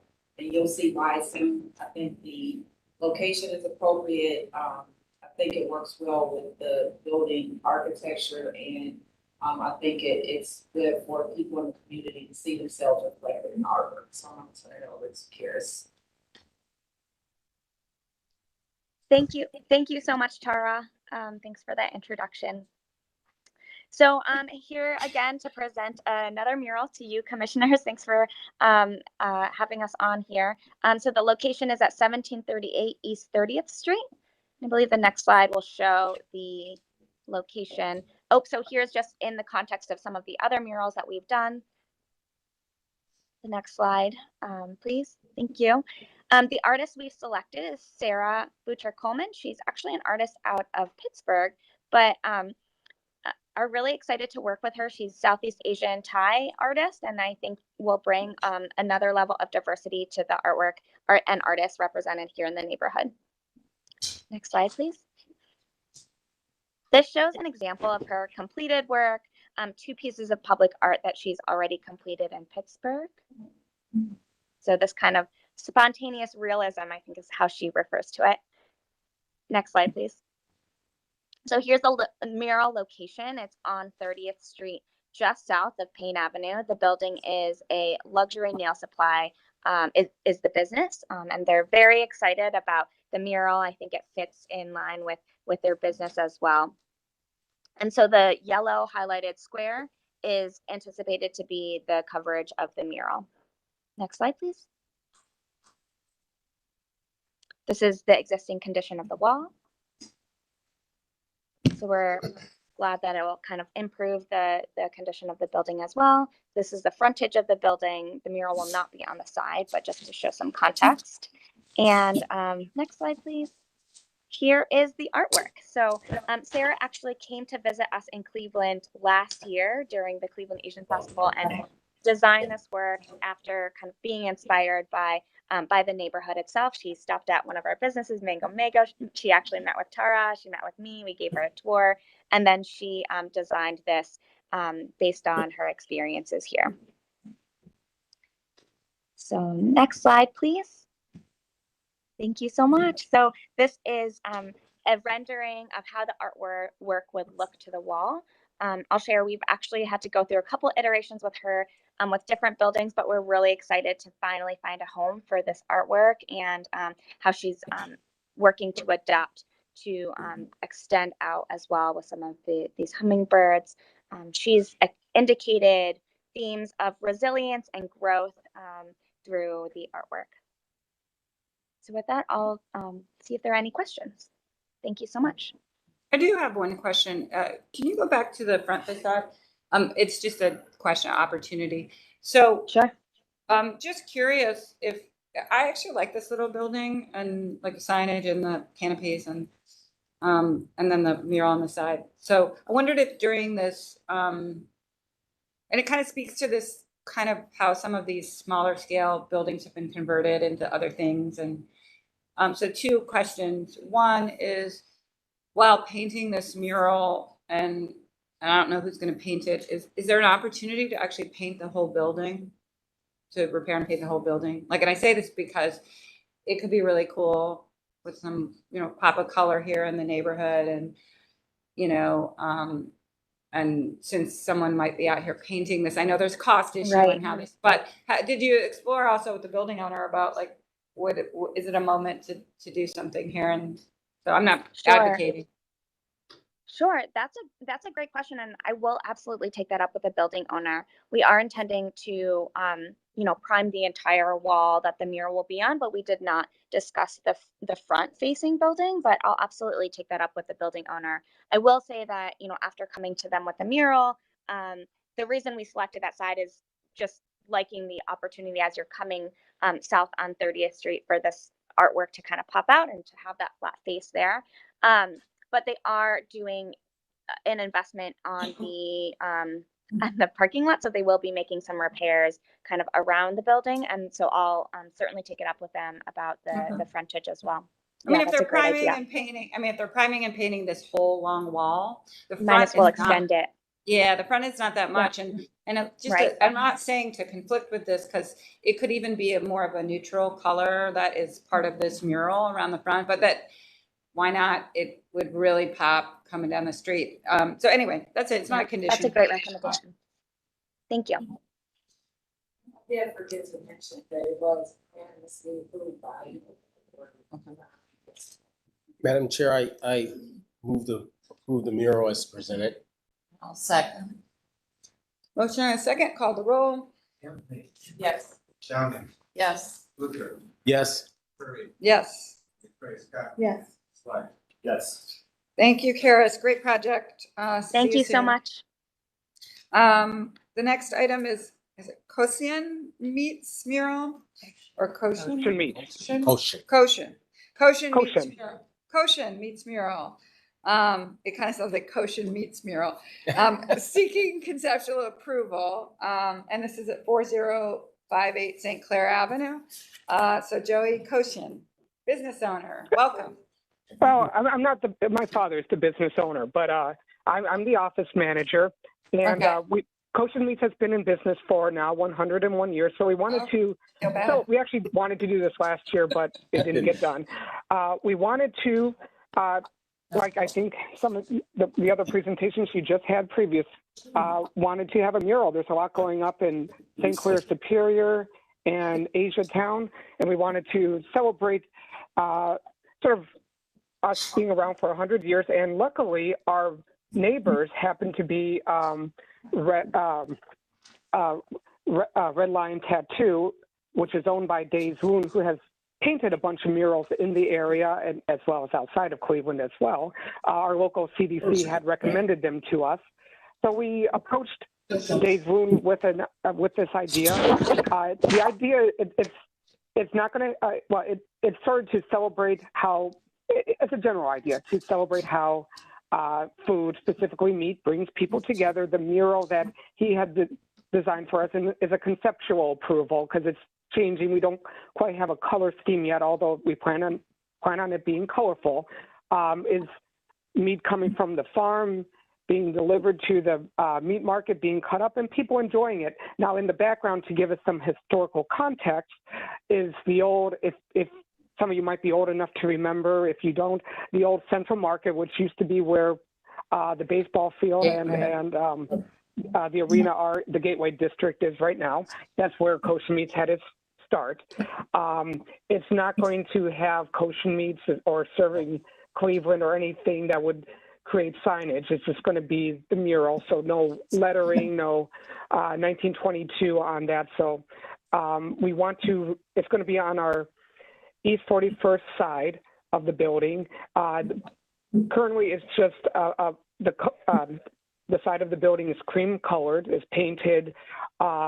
Days Woon has said it's all ready to go for being painted. He was surprised no one has actually tagged it with some kind of graffiti. But so he's really excited about, painting. Ideally, he said about a month-long process. Once we get approval, he can create a finalized design for you with a color scheme. We do also plan on taking our awning down on that side of the building as well. Altogether, it's going to be roughly 20 foot by 75 foot, about 1,500 square foot, so about a third of the side of the building. And I think it's nice because you can, if you're coming from St. Clair towards, coming on St. Clair towards downtown, there's nothing that would block the view of that mural. And I think that's all I need to say at this point. I would note that this was listed as conceptual approval, but I think we could, if we're okay, we could trust this to staff. I don't think it needs to come back. Everyone's okay with that, so. So I just would like to introduce myself. My name is Days One. I go by Days One. It's Nigel Hawkins. I've been a muralist artist in the city since I was young. I started doing murals when I was about 12 years old. I was working at Cleveland Rock and Roll Hall of Fame. I'm in books. Very celebrated artist here. I just want to continue to, bless the city with my gifts. I have murals all through the city, so to add another one to the history of Cleveland and to beautify my neighborhood, I think it's an awesome process. So just want to say thank you for hearing something. Thank you. And we were all saying we love it. Yeah, so August was. that was a mural done on the side of Angela's off of 72nd in the second part. So Cool. I just want to show you. I know this is not full concept of color, but I do have an idea of color, and I know how to apply color where it's, kind of goes with the thing. I have to say, I love the three-dimensional where you're heading on the sketch. Like, it's a really quite nice. So, even though we're gonna let this come to staff, we have to come out when it's done. So, I would love to. Actually, we have an event also August 5th. It's called the Aspire City Block Party. What it is it's a blend of different generations, old to young, and we bring the children out to show them a little bit of what we do as far as the artwork. So there's going to be outside gallery. Where? At Red Lion Tattoo. So I'm the owner of Red Lion Lion Tattoo, but I'm also, like I said, a muralist, art teacher at times as well. I've worked in schools here. Can we get that info? Sure. We'll get the info. Okay. Yeah. I just want to say for the chair that Dave's a staple anchor person in the neighborhood and has been there for a very long time and invested many of his hours into the young people. Actually, the Cleveland Walls mural on Main near 40th was created by Dave's, and he involved probably 8 to 10 young people in the process to get them introduced to mural arts and street art. So thank you. Thank you. We go back. Thank you, Joyce. Yeah, we go back. All right, yes. I really did love this sketch stuff. Madam Chair, I'd like to move for final approval, the Goshen Meats mural at 4058 St. Clair Avenue. Final rendering can be reviewed and approved by staff. Second. Motion and a second. I'll call the roll. Yeah. Yes. Downing. Yes. Luther. Yes. Curry. Yes. Craig Scott. Yes. Yes. Yes. Thank you, guys. 2 great projects today. Can't wait to see. Thank you. Yes.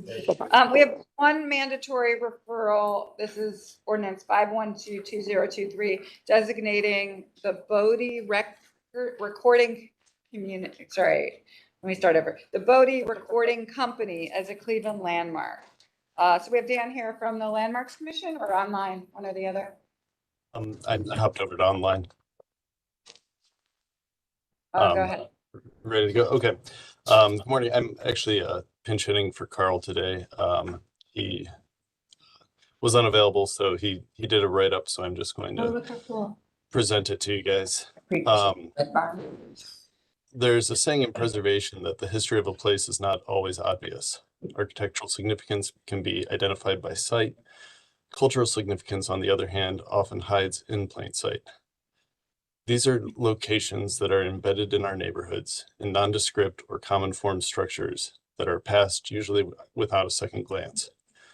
The nomination of the Bodie Recording Studio is a textbook example of this. The primary research for this nomination was conducted by former AmeriCorps surveyor Julia LaPlaca with additional information from the Bodie family with the assistance of the Cleveland Restoration Society. Next slide, please. This is located in Ward 4. Next slide, please. The lot includes a single family house, which had some Dutch colonial and colonial revival elements, including a gambrel roof, 3 ionic pillars that support the front porch roof, and other lintel and pediment embellishments. The first story is clapboard and the second is wood shingle. Next slide, please. Behind the house, on the west side of the plot, there's a single story 22-foot by 40-foot brick and cinder block building with a flat roof. There's a small 2-story cinder block addition on the back of this building. Along the back of the plot, there's a 2-car garage with a concrete block addition on its west side. Next slide, please. Thomas Bodie grew up on Kinsman Road in Cleveland. He was orphaned as a young child and raised by his grandparents. He attended East Tech High School, where he developed his passion for electronics. He graduated in 1941, the only African American in his class. He served in the Army Air Force during World War II. However, Bodie struggled to find work on his return home, even though his white classmates and similar qualifications were able to get jobs. He finally got a position at Baldwin, Oregon as a repairman. According to his wife, Louise, the company was wary of hiring an African American, so the manager gave Thomas an unrepairable organ and said if he could fix it, he'd get the job. Thomas did fix it and worked for Baldwin for many years, helping keep the books and running the business as well as making repairs. Next slide, please. Next slide, please. As he repaired organs by day, Thomas amassed cast-off recording equipment in the basement of his home at 9410 Pierpont Avenue. Thomas's main supply came from Hank Schneider of Schneider Recording in Cleveland. Next slide, please. Thomas met Schneider when he was working at the studio as a custodian, but the two developed a bond. Thomas tinkered on the Schneider recording equipment and bought older pieces from Schneider at a reduced price. Bodie began recording around 1958 from the basement of the Pierpont Avenue house, and the Bodie Recording Company officially opened in 1959. In 1960, Bodie and his family moved to 12202 Union Avenue in the Mount Pleasant neighborhood. There, Bodie began to invest more time and money into his growing business. Next slide, please. In 1963, Thomas and Louise took off. Thomas with his many skills and Louise who had many connections to the church communities in Cleveland, which ensured a steady stream of preachers and gospel choirs who wanted to book a recording session. Louise and Thomas's partnership pushed Bodie Recording Company to new heights of efficiency and production. In 1964, the studio behind their house was ready for business. Louise was the president of the company. She managed bookings, fielded calls, and later operated the record press. Thomas kept the electronic equipment running smoothly and oversaw the recording process. The Bodies were soon in high demand because of their cheap rates and quick turnaround. 12202 Union Avenue was the essential setting for the majority of Thomas and Louise Bodie's life and work. Running Bodie Recording Company was their passion. Having their home and work in one place enabled them to throw themselves completely into the business, which was almost an entirely self-sufficient mom-and-pop operation. It was easier for the Bodies to make their own equipment because many suppliers would not work with Black business owners. 12202 Union Avenue went from an unremarkable house among many in an East Side Cleveland neighborhood to a destination for musical hopefuls, gospel choirs, and touring bands from across the country. Next slide, please. Bodie Recording Company never launched a star or produced a hit record. However, they produced an impressive number of recordings across a wide range of genres. The Bodies could record any and everybody. They had various labels for different genres: Soul Kitchen and Cookin', 1970s psychedelic soul, R&B, The Bounty Gospel. Some of the groups they recorded had modest regional successes, such as A.C. Jones, Creations Unlimited, The Inner Circle, Harvey and the Phenomenals, Jackie Russell, Den Dover and the Screamers, Penny North, the Reverend David Watts, and the Chantels. Some went on to a more lavish career: the Edwin Hawkins Singers, the Golden Echoes, Bishop Ranch Allen, and the Ranch Allen Singers. Their first album was produced here. Lou Ragland, Hot Chocolate, the Gospel Mountaineers, and Sir Tom Jones were backup singers of the 1970s, were also founded here. It was said that there were enough gospel quartets to start a religion. Bodie nurtured dozens of acts and went on to regional acclaim and accomplished careers. They recorded well-known Cleveland groups as well. The most notable were the OJs, who were famous for playing Leo's Casino, an African-American club in Cleveland. While at Leo's Casino, the Bodies also recorded Lou Rawls, Junior Wells, Jackie Wilson, The Temptations, Aretha Franklin, Otis Redding, Flip Wilson, Al Green, Buddy Guy, and Dick Gregory. Most of the Bodies' outputs were demos, recordings of new artists who wanted an example of their work to send to places like Motown. The convenience and competitive rates at Bodie Recording Company were a great service to the fledgling artists of Cleveland. The Bodies attracted many groups from outside the region too, particularly Appalachian and bluegrass bands from West Virginia. Next slide, please. In the 1960s, Cleveland, like many major U.S. cities, witnessed devastating race riots. The Huff and Glenville riots of 1966 in particular hurt the Bodies' business. They lost many white customers who were fearful to travel to their neighborhood. So the Bodies began to travel themselves. They created a mobile recording unit, which was part of their side business, Bodie Audio Advertising. Carl Stokes, Cleveland's first African-American mayor, and his brother Louis Stokes, longtime U.S. House of Representatives, representative for the east side of Cleveland, used Bodie's audio advertising services for Carl's successful mayoral bid in 1967 and Lewis's successful congressional bid in 1968. The Bodies themselves traveled from coast to coast with their mobile studio, recording musicians, bar mitzvahs, revivals, and conventions. The studio still possesses the organ requested by B.B. King to perform at the Palace Theater for one of his engagements. They also recorded a young Sonny and Cher, Ike and Tina Turner, and Sam and Dave at the Teenage Fair near 12th Street in Cleveland's downtown area. They cut records for Devo and the Kinks in the mid-70s and recorded on various on-site locations in Cleveland. They recorded The Who and Etta James. Meanwhile, Thomas kept his day job doing organ and radio repairs. Next slide, please. In 1969, Thomas pulled permits for an addition on the front of the garage.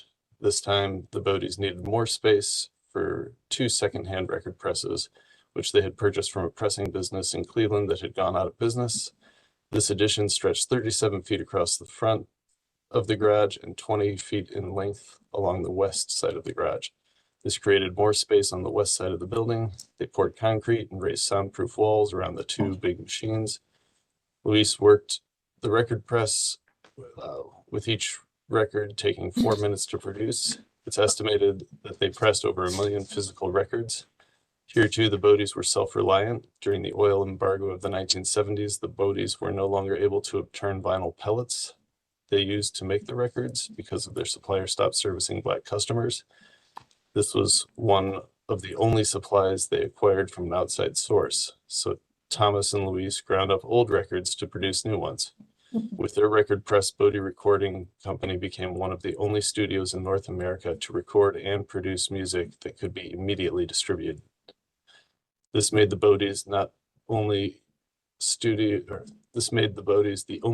in Cleveland and one of the only in North America to record and produce records. Not even Motown offered both services.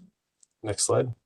At the height of their production in the 1960s and 70s, Luis recalled that on some weekends, Union Avenue would be packed with cars and customers who traveled to make recordings with the Bodies.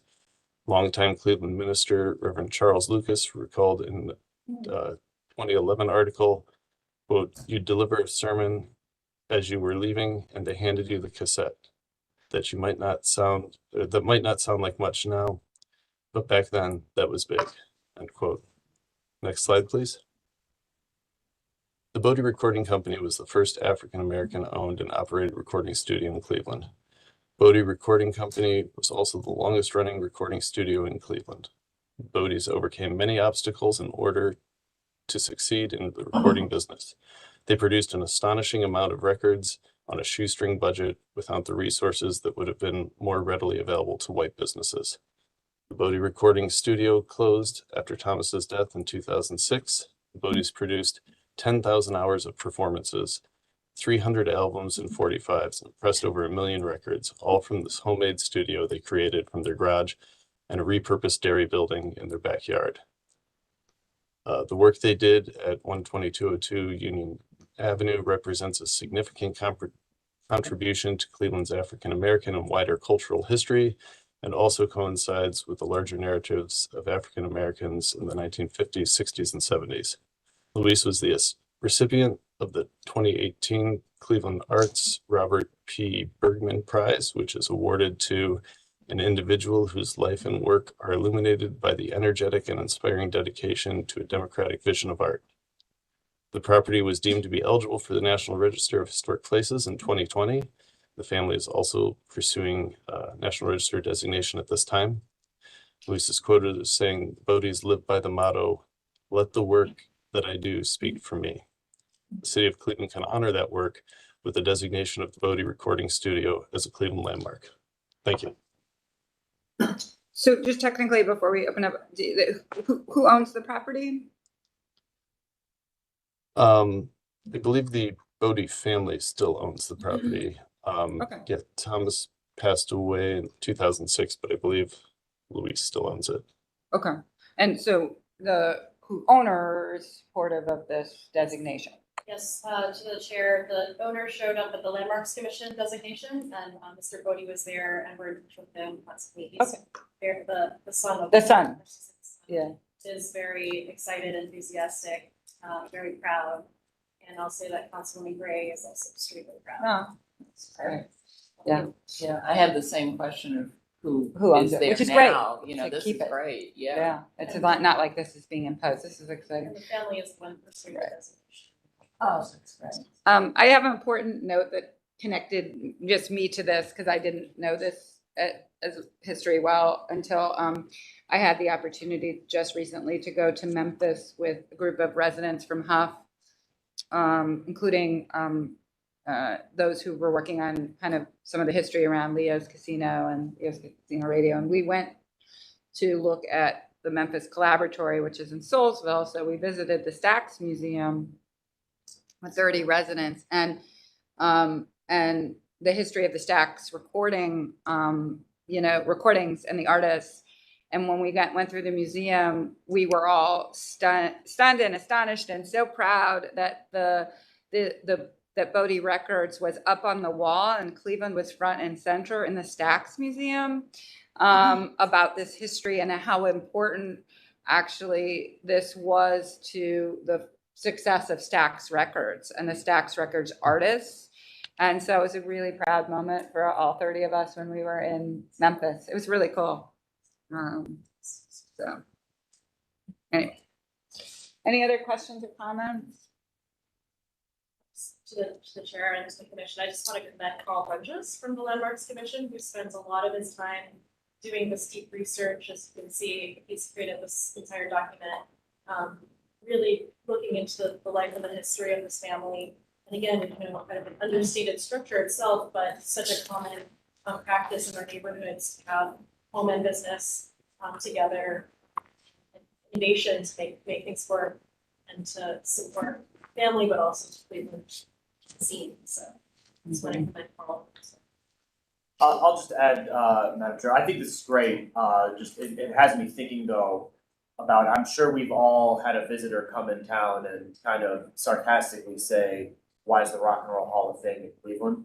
And I honestly think a lot of us don't have a solid answer for that because we don't know our own history within that. So I think this is excellent, but I'd love to kind of get a gang together and think through more strategically how we can tell our story. So like people know about music in Memphis, people know about music in Nashville and other places, but it'd be great to think through how we can tell our story in a way that it doesn't feel like a coincidence that the Rock and Roll Hall of Fame's here, that it's things like this that are why that was a compelling argument for the Rock and Roll Hall of Fame to locate here when that decision was made. So that's kind of like a bigger macro thing, but I don't think people have a sense of, especially my generation and younger, of Cleveland's really integral role in the music industry, and something that hopefully we can get back to as a growth, bigger point of pride. So, and I would just, to the chair, to the councilman, putting Director Wong's former hat on at Midtown, and just commend the work that she and others at Midtown a couple of years ago did to bring and integrate residents into the history and the conversations around Leo's Casino. And I know it was a great learning journey for me, because to your point, Councilman, I didn't have the granular level of detail to have the full understanding of the significance of artists and amazing folks, excuse me, that have laid their ground here in Cleveland. Coming from New York, we're a little shady, and I try to remind my friends and family at home how much great rich history is here. It's not just the LAs and the Clevelands and the larger urban cores, cities like Cleveland really have made a huge difference, particularly in usable. We have a motion? Madam Chair, I'd like to move the designation of the Bodie Reporting Company as a Cleveland landmark. Second. We have a motion and a second, call the roll. Anthony. Yeah. Downey. Yes. Hoover. Yes. Curry. Yes. McCray Scott. Yes. Swett. Yes. Motion carries. We have administrative approvals. Just take a quick look at them. There are 5. And then I'll just need a motion for them unless there are any questions or conflicts.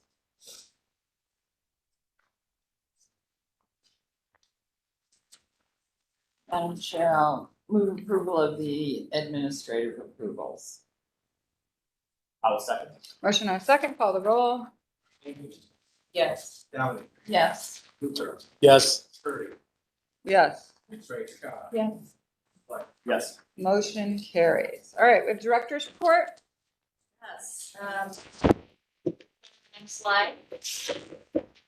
So we're really excited because this summer is going to be a very rich summer of exploring different policies. First of which is form-based code.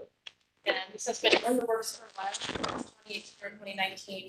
And part of what we'd like to do before we even introduce it at council is to really have a public, unveiling a public process. So we have established, thanks to Shannon and our partners at AIA Cleveland, ULI Cleveland, and APA Cleveland, a workshop next Friday, June 9th, from 12 to 5:30, where architects, designers, planners, community members, CDCs, you name it, staff from across City Hall will really work with the form-based code to take the actual text and say, let's draw some stuff up.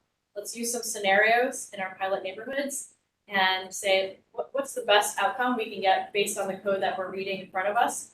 And let's also test some worst-case scenarios. Let's see what happens. We try to find out all the loopholes in the form-based code, and we want to do it early so that we know the types of products we'll get with the form-based code. And I want to commend Shannon for organizing this and putting out the call for people to participate, as well as the type of processes we want to see when it comes to zoning, because it's such a significant change and significant process. So I do want to add that there is a public viewing from 5:30 to 7. And so the public can come and take a look at the sketches that were produced and the types of conversations that were produced from that workshop. So you can get a live look at how the code works in real time. Shannon, is there anything you want to add? Yeah, the only other thing is that they'll also be preparing for each hypothetical site, they'll be comparing it to the old code. And then that way we can see, is it doing, the main goals of performance codes.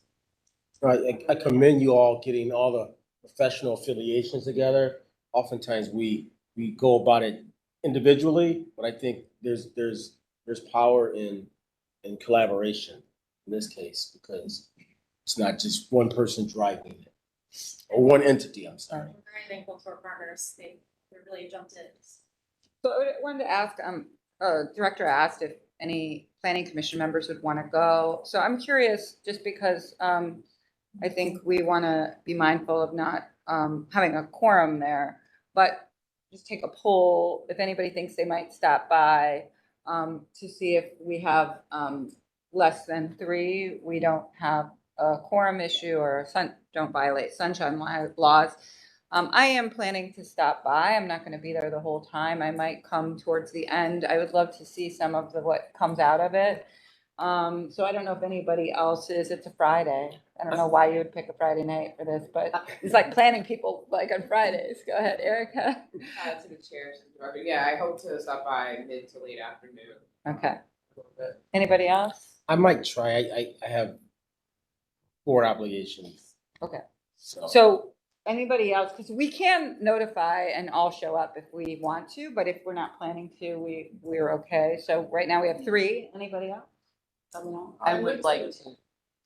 I would say that Not available. afternoon, either you want to see the the different partners doing the actual survey, or if you want to hear when they're going around talking about like their findings. I want finding. Yeah, I would come closer to that, probably like between 3:30, 4 and 5. 5.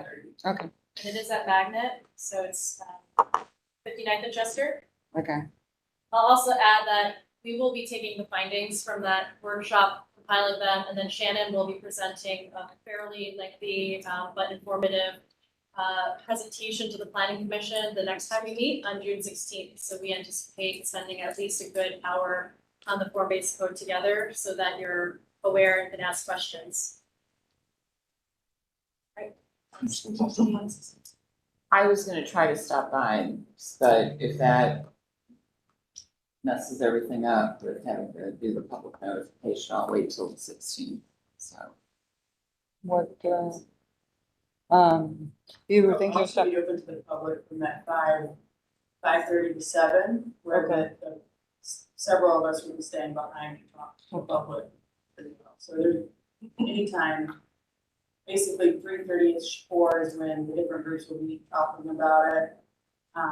And then after that is the public period where we welcome the public. So anything from like 3:30 to 7, I think would be beneficial for you. Thank you. We'll work on the details. Great, thank you. If I see someone, I'll just run out. Okay.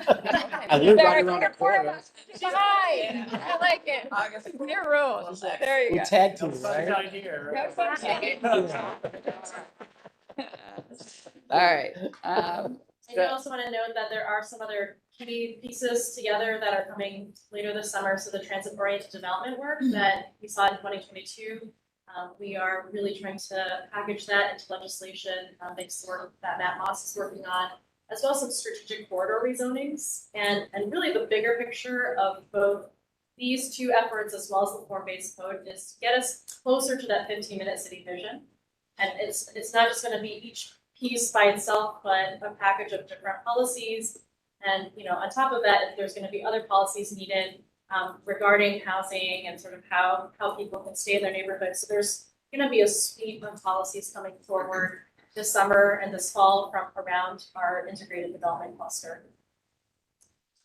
Slide.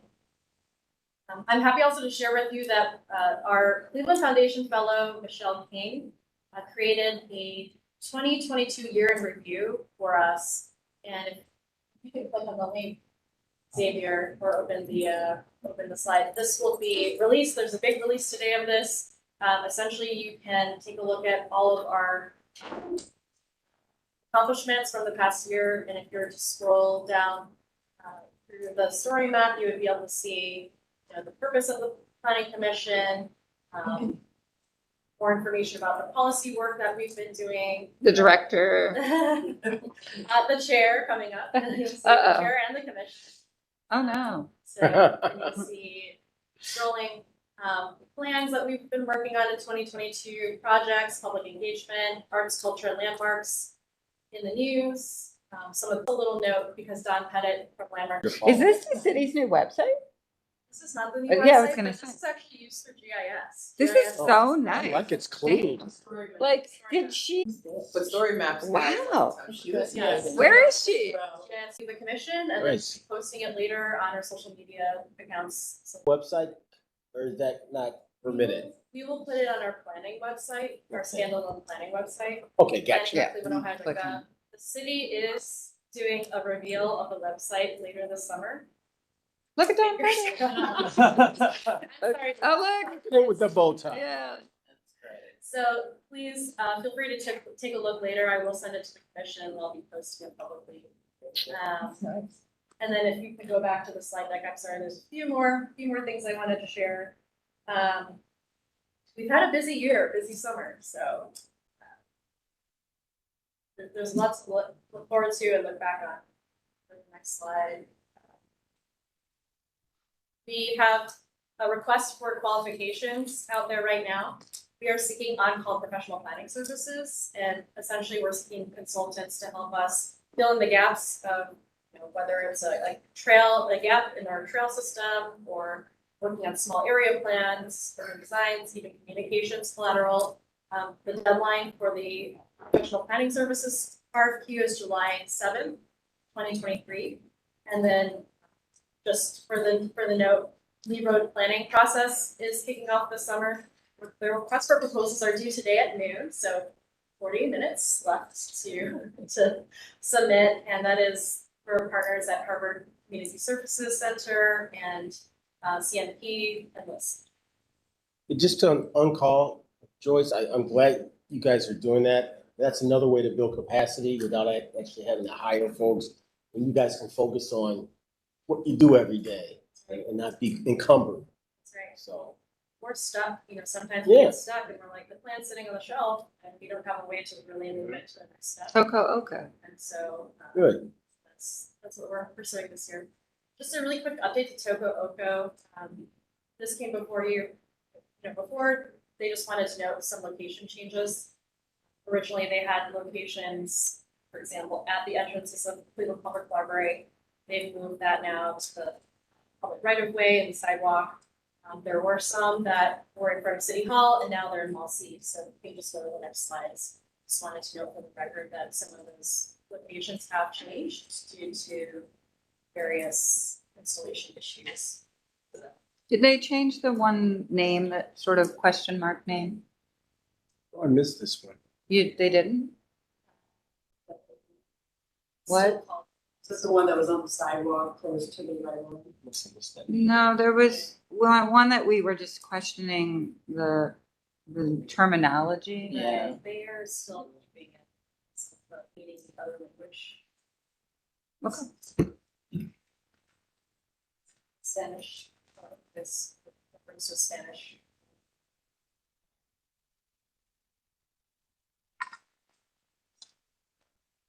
These are 1 year. The only other thing we left out was that we're releasing the public draft of the form-based code today for the next 40 days. So the public can review it, comment on it, and provide feedback similar to how we do the townhouse code. So it'll be posted today, June 2nd through July 11th. And we'll also send you the link for that draft code for your review. Okay. Thank you. Awesome.